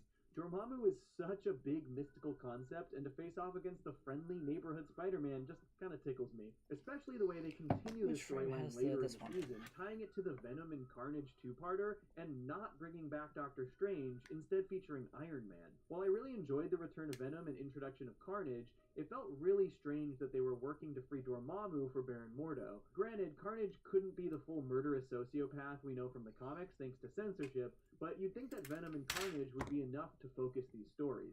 That being said, they did a really nice job with Eddie Brock's redemption, and though he was a bit stifled from censorship, Carnage was an effectively unhinged villain. The ultimate team-up of Spidey, Iron Man, and Venom to stop Carnage and Brock's sacrifice are executed really well, even if I didn't care for them framing it around Dormammu. But I think their idea was that they'd use this dark dimension aspect of Dormammu to tie into the dimensional portals that become a huge part of the remainder of the season, which is also a big part of the next episode, focusing on the villain The Spot, who was not a villain I knew anything about before watching this. But again, they do a really great job having these episodes lead into one another. The Spot is basically a disgruntled Stark employee who gets shafted when Stark discontinues his portal-creating tech. Sound familiar? There's also a solid two-part story with Daredevil, though it feels a bit like a detour this season. These are the stories that focus on Wilson Fisk and his son Richard and their splintered relationship, and centers around Richard framing Peter Parker, who is then defended by Matt Murdock in court. There are some pretty great sequences with Spidey and Daredevil, who I always thought were a great pair for a team-up. Though ultimately these stories feel a bit inconsequential in the scheme of the season, other than the fact that Peter learns that Fisk is Kingpin here. But as I mentioned earlier, the big development this season comes in Chapter 4, Enter Green Goblin, and continues in 13 and 14 with Goblin War and Turning Point. They portray Norman Osborn's transformation as a weapons development accident, and I think this episode is another that Raimi's Spider-Man took some cues from. When Green Goblin enters the picture, he starts to kidnap all of Norman Osborn's enemies, not unlike how Goblin gets revenge on the Oscorp board for selling the company in Raimi's film. These episodes also finally reveal the identity of Hobgoblin amidst his rivalry with Green Goblin, unveiling Felicia Hardy's fiancé Jason Macendale as the foe. Jason Philip Macendale, to be precise. While the animated series was running, Jason actually was holding the mantle of Hobgoblin in the comics, but he is neither the original intended Hobgoblin, Roderick Kingsley, or the original lackluster character reveal, Ned Leeds. I think this worked relatively well, finally unveiling the identity while giving it some weight in relation to other characters. You've really got a feel for Felicia at this point, falls in love with a man who becomes a giant vampire bat, and a murderous flying goblin man, which I think leads really effectively into the seasonal arc in Season 4, but we'll get there soon. On top of that, Green Goblin learns that Peter Parker is Spider-Man and uses it against him, which admittedly is straight out of the comics. But the way Turning Point handles this story is really interesting. This is basically their way of doing the death of Gwen Stacy Alright, storyline. that's going to be it But for tonight, obviously folks. Let me just MJ in the put all place these of pieces Gwen. away, And of and course, then I due to the will... censorship rampant in the show, they couldn't straight up still got kill stuff on Mary all these Jane. frames, But the so... parallel is undeniable. It's Green Goblin on a bridge causing Spider-Man's love interest to fall to their doom. And I have to give them credit for the creativity in how they execute this here. Basically, Goblin has been using this portal technology featured in the previous few episodes. This was how he was able to conceal himself from Spidey and learn his identity. When MJ falls from the bridge, the portal device falls as well, and MJ flies into a portal as the device shuts off in one fell, horribly unfortunate swoop. Man, I gotta give Peter's voice actor, Christopher Daniel Barnes, major credit here, because the desperation and anger in his performance when he loses MJ are top-notch. Mary Jane! Seeing Spidey hopelessly dive again and again looking for MJ is really tough to watch. So my memory actually failed me here because I remembered this being the series finale cliffhanger, but this is just how season 3 ended. Granted, there's a reason I remember this being a resolve by the end, and we will get there. Season 4 is called Partners in Danger, and once again immediately follows up another MJ disappearance. But this one is much more dire. And once again, Christopher Daniel Barnes' delivery here is haunting. This first sequence goes hard. Is that you? No! No! Mary Jane! This season is sort of all about partnerships in general, but most pointedly it's about the emergence of Black Cat and her crime-fighting partnership with Spider-Man. I think this was executed exceptionally well and made far too much sense in the context of the series. Both Peter and Felicia have gone through unimaginable loss. Peter obviously losing MJ, and Felicia losing both Michael Morbius and Jason Macendale. The latter to a devastating reveal that he's a murderous psychopath. So having both of these characters find comfort and support in each other is incredibly effective.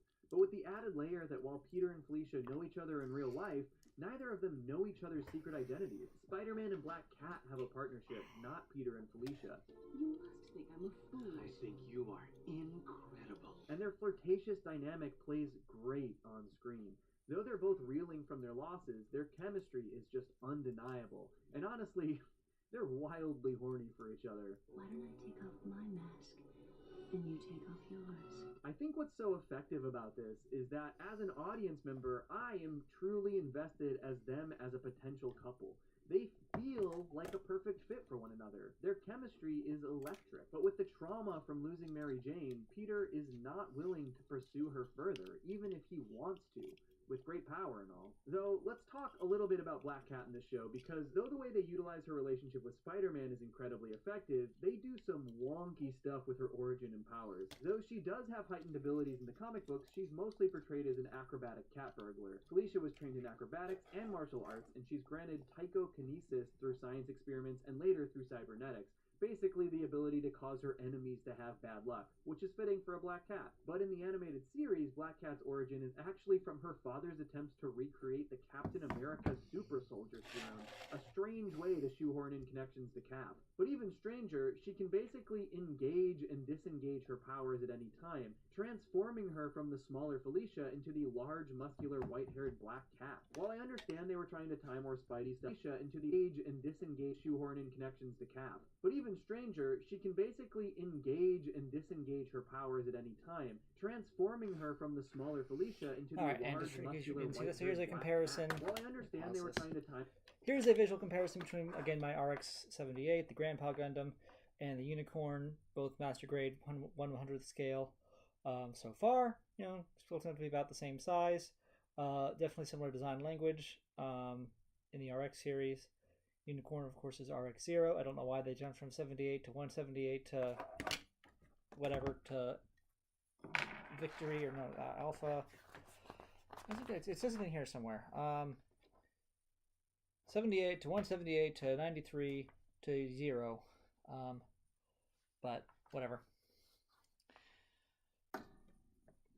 Anyway, you can definitely see the aesthetic similarities, design-wise, but also the evolution of the design, and then of course the actual structure of the transformation. Actually, you know, I can do something here that I couldn't do before, which is pull that all the way off. It's not what I meant to do. Gotta be careful with this thing.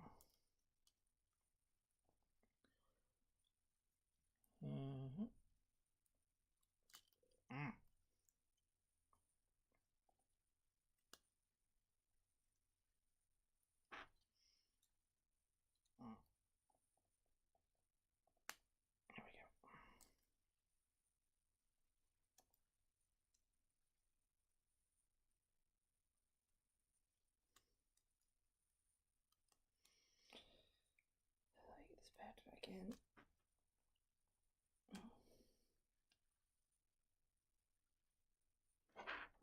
So, in destroy mode, you can tab the beam saber into here, and it's got a beam saber there on its wrist.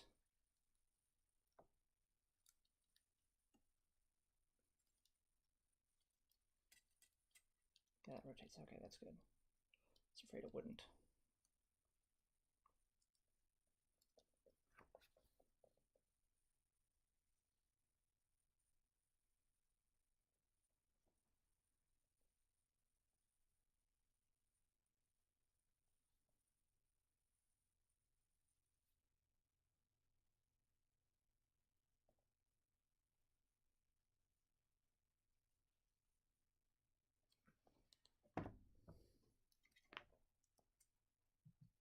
And of course, the beam saber can untab and just be used as a normal saber.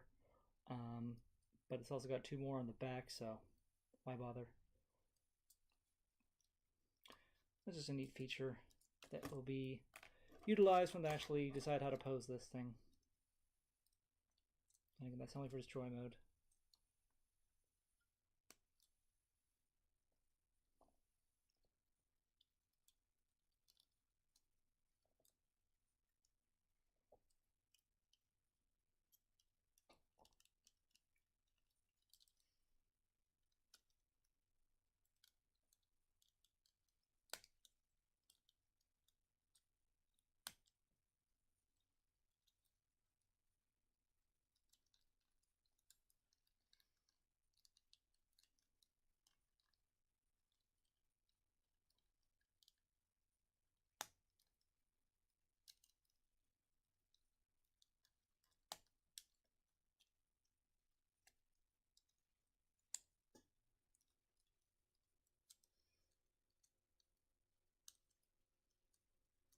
Let's convert this thing into destroy mode.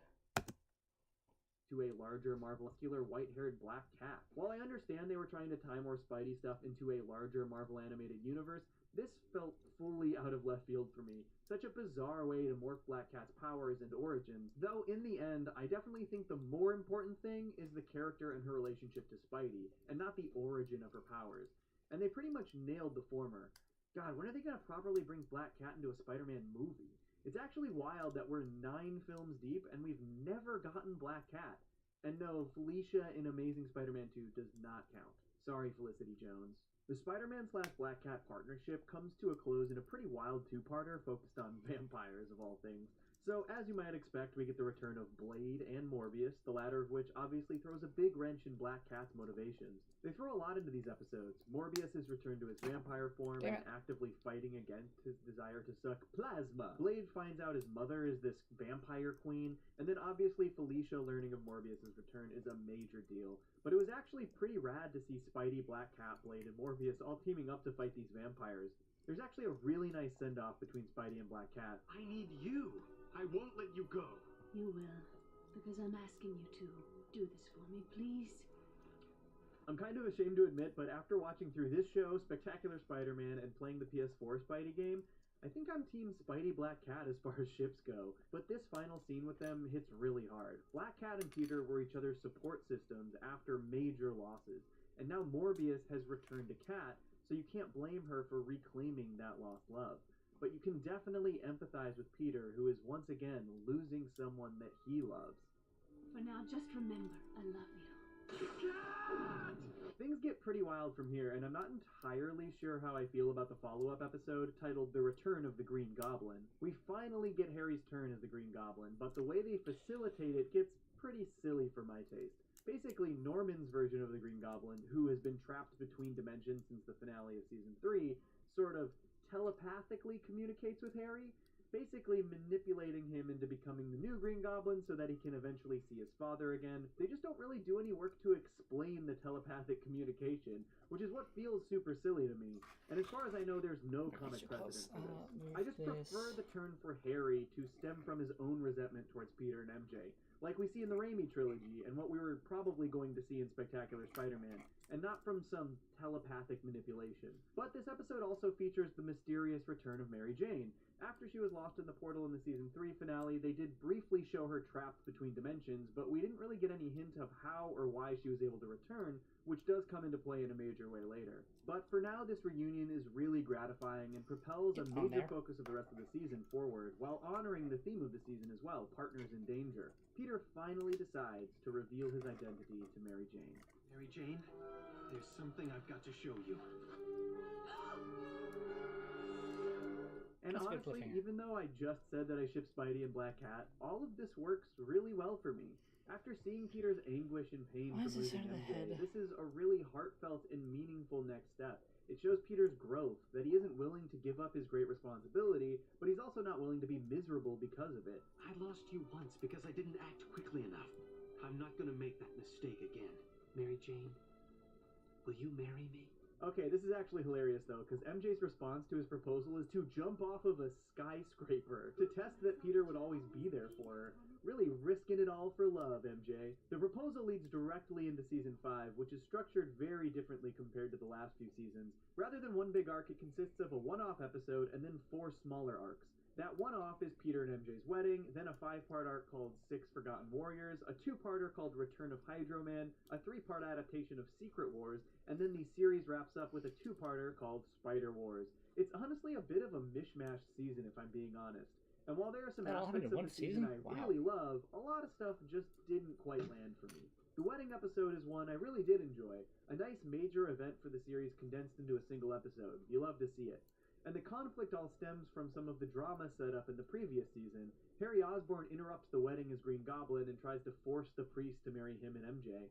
Unhinged, jealous ex-boyfriend behavior for real, which works great for Green Goblin. But the following arc, I'm not a big fan of. This story ties to Captain America's origin and takes some major liberties with Spidey characters in ways that are a bit confusing. I think the coolest thing about the arc is how it resurrects some classic comic book heroes that you might not even know about. Whizzer, Miss America, the Thunderer, the Destroyer, and Black Marvel. All of these characters came about in the 40s under Timely Comics, which would eventually evolve into Marvel Comics, but they are about as classic gets for Marvel. The most famous hero to make it out of the Timely era is undoubtedly Captain America, and though some of these heroes fought alongside Cap back in the Timely days, the animated series ties their origins to him much more directly. Rather than their original origins, here these characters are shown to be follow-up super soldier experiments to Captain America, though they are less powerful as their powers aren't permanent like Cap's are, and they're tied up in these rings. On top of that, these rings grant access to a dangerous doomsday weapon, making them highly coveted by villains. It's all a bit convoluted, especially after the show used Black Cat as a different attempt at a super soldier serum parallel. I don't know, it's a lot. These 5 warriors teamed up with Captain America to form the 6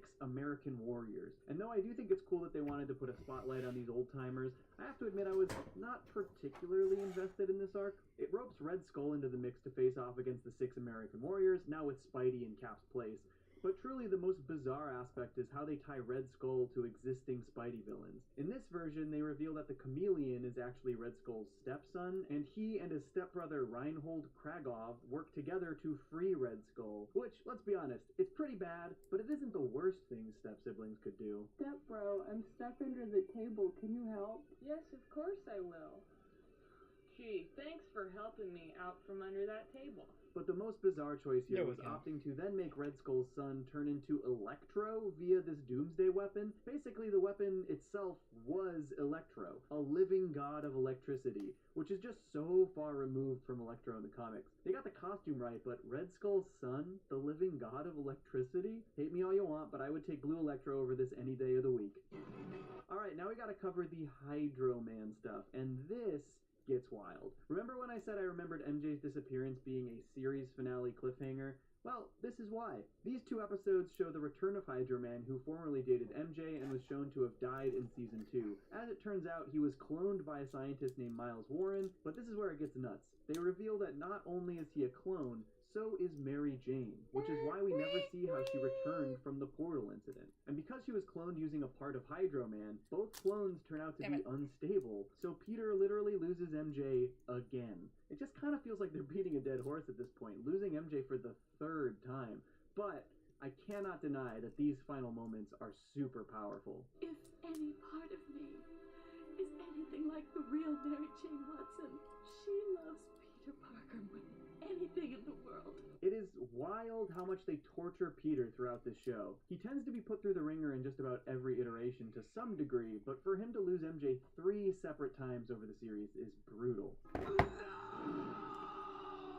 This is where they transition into their Secret Wars adaptation through Madame Web, which I think had moderate success. Web introduces Peter to the Beyonder, who aims to see what is more powerful, good or evil, by pitting the strongest heroes and villains against each other on a place called Battleworld. This concept is straight out of the comics, but the specific characters in this adaptation are condensed and much more Spider-Man the Animated Series centric. You should definitely read up on the original run, but for this adaptation they boiled the heroes down So to there's Spider-Man, Destroy Mode the Fantastic compared Four, to RX-78. Storm, It's about the same Captain size. America, Iron Man, and Black Cat. The villainous I'm going to team transform was it back Doc Ock, in preparation for Alistair tomorrow's Smythe, the Lizard, and no, Red Skull. next build. It was definitely cool that they attempted to adapt such a major storyline in the Marvel Animated Universe, but I have to admit, I wish they had gone a little harder with it. It easily could have been a bigger event that ties in more of the major characters from the MAU, but limiting it to 3 episodes towards the end of Spider-Man is a bit disappointing. But it was definitely cool to get some top-notch Dr. Doom action in the show, one of the greatest villains of all time, who is yet to be properly utilized in any movie, sadly.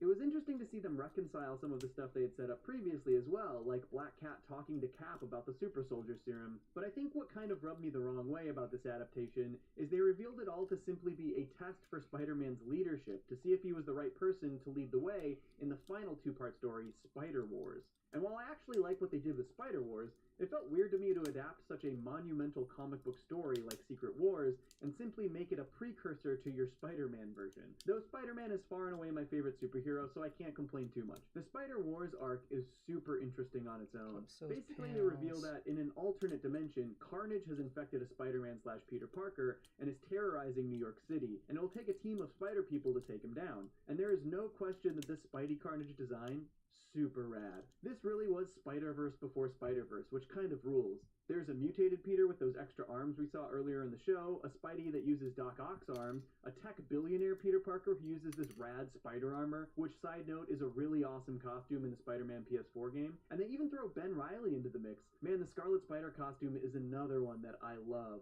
100% one of my favorite costumes. I really hope we get to see this character in the upcoming Spider-Verse movies, though they did my guy dirty here, which admittedly is understandable since this was from the 90s. When Ben explains his entire character history, basically recapping the much-maligned Clone Saga, Peter retorts with this quip.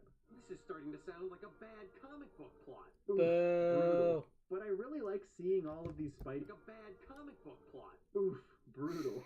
But I really like seeing all of these Spideys in action to try and stop the Carnage variant of themselves. With the current state of superhero movies, this stuff all sounds so far ahead of its time, especially considering the commentary they made about this tech billionaire version of Peter Parker, who, though wildly successful, is shown to be a poor leader because of his easier life path. He's portrayed as a version of Peter who never lost Uncle Ben, and therefore never learned the true meaning of with great power comes great responsibility. It's pretty interesting stuff, just don't let the MCU Spidey haters hear about it. Very weirdly, they also finally introduced Gwen Stacy as alternate tech Peter's fiancée in the literal final episode of the show. Though I missed her throughout the series, it was nice that they at least gave her something. They also top it off with a pretty cheesy sequence where Spider-Man goes to the dimension where he's just a comic book character, and he literally meets Stan Lee.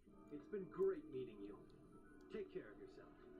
You too, Spider-Man. Farewell and good luck. This is a cute send-off, but with unresolved plot lines in the show, it feels like it could have been better utilized. Overall, the 2-part Spider-Wars story really is a strong final arc for the series, it just doesn't feel final. The show ends on a cliffhanger with Madame Web telling Peter they're going to go save Mary Jane. And I think you are finally entitled to some happiness. Amen to that, dear lady. Amen to that. This is just a bit of a tough pill to swallow. After losing MJ throughout the series 3 times, we don't get to see them actually reunite. It bummed me out as a kid, and it bums me out now. And that is how Spider-Man the Animated Series ends. It's not their fault. For better or worse.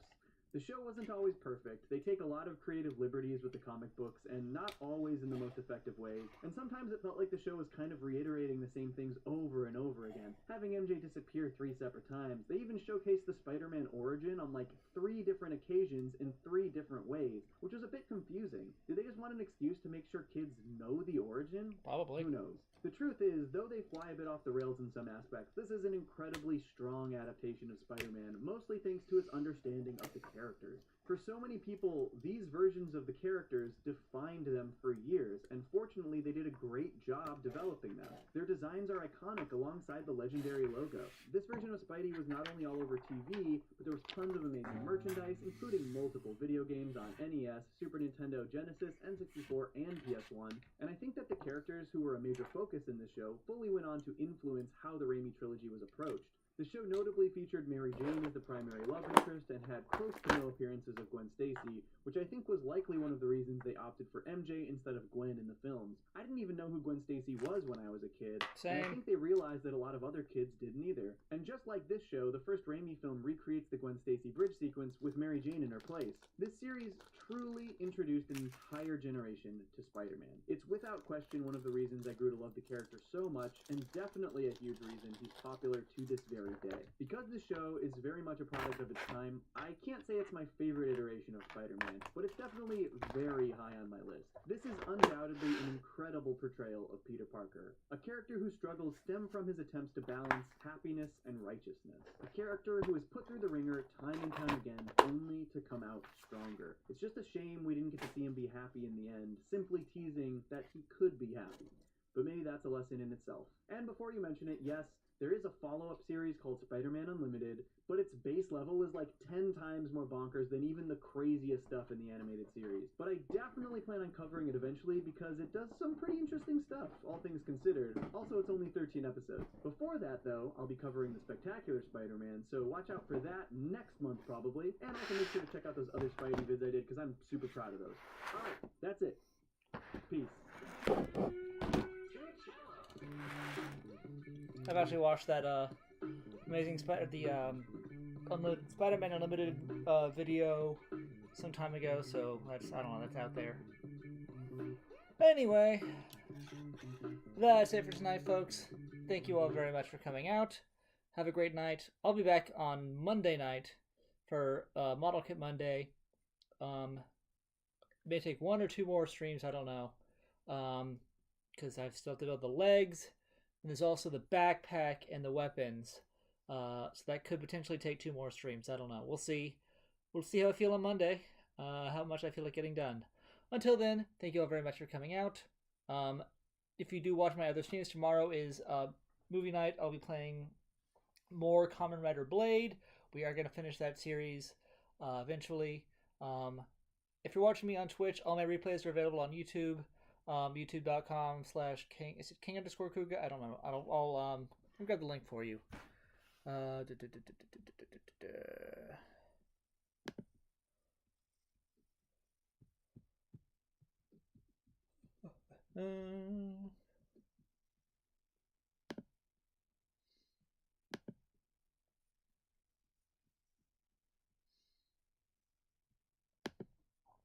is my channel?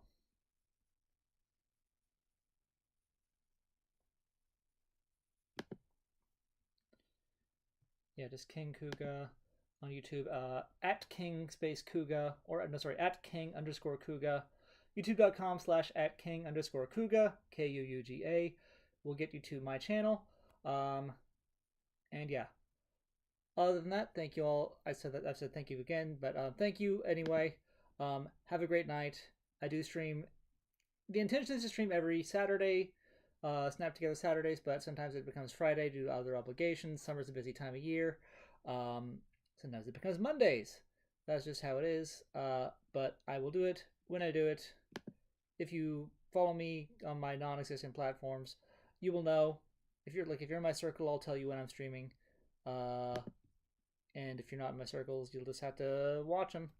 I've got a lot of build streams. I've built Super Mini Claw, Shokugan Modeling Project, regular Mini Claw, a couple Gundams now, Flame Toys, and Figure Rise Standard. I run the gamut. Most of it is Mini Claw or Mini Claw adjacent, but branching out into like the Gundam stuff. And I've got a build pile over here that has some Gundams, some Mini Claw, some Zoids, and some Kamen Rider. So yeah, I do all kinds of stuff. Eventually, I'm looking into getting a new PC. Then I can resume my game streams. So Free Play Fridays will return eventually. It's supposed to be my whole thing for this year. Anyway, they'll be returning eventually, and I'll be gaming more regularly. Anyway, have a great night. Thank you for coming out. Goodbye.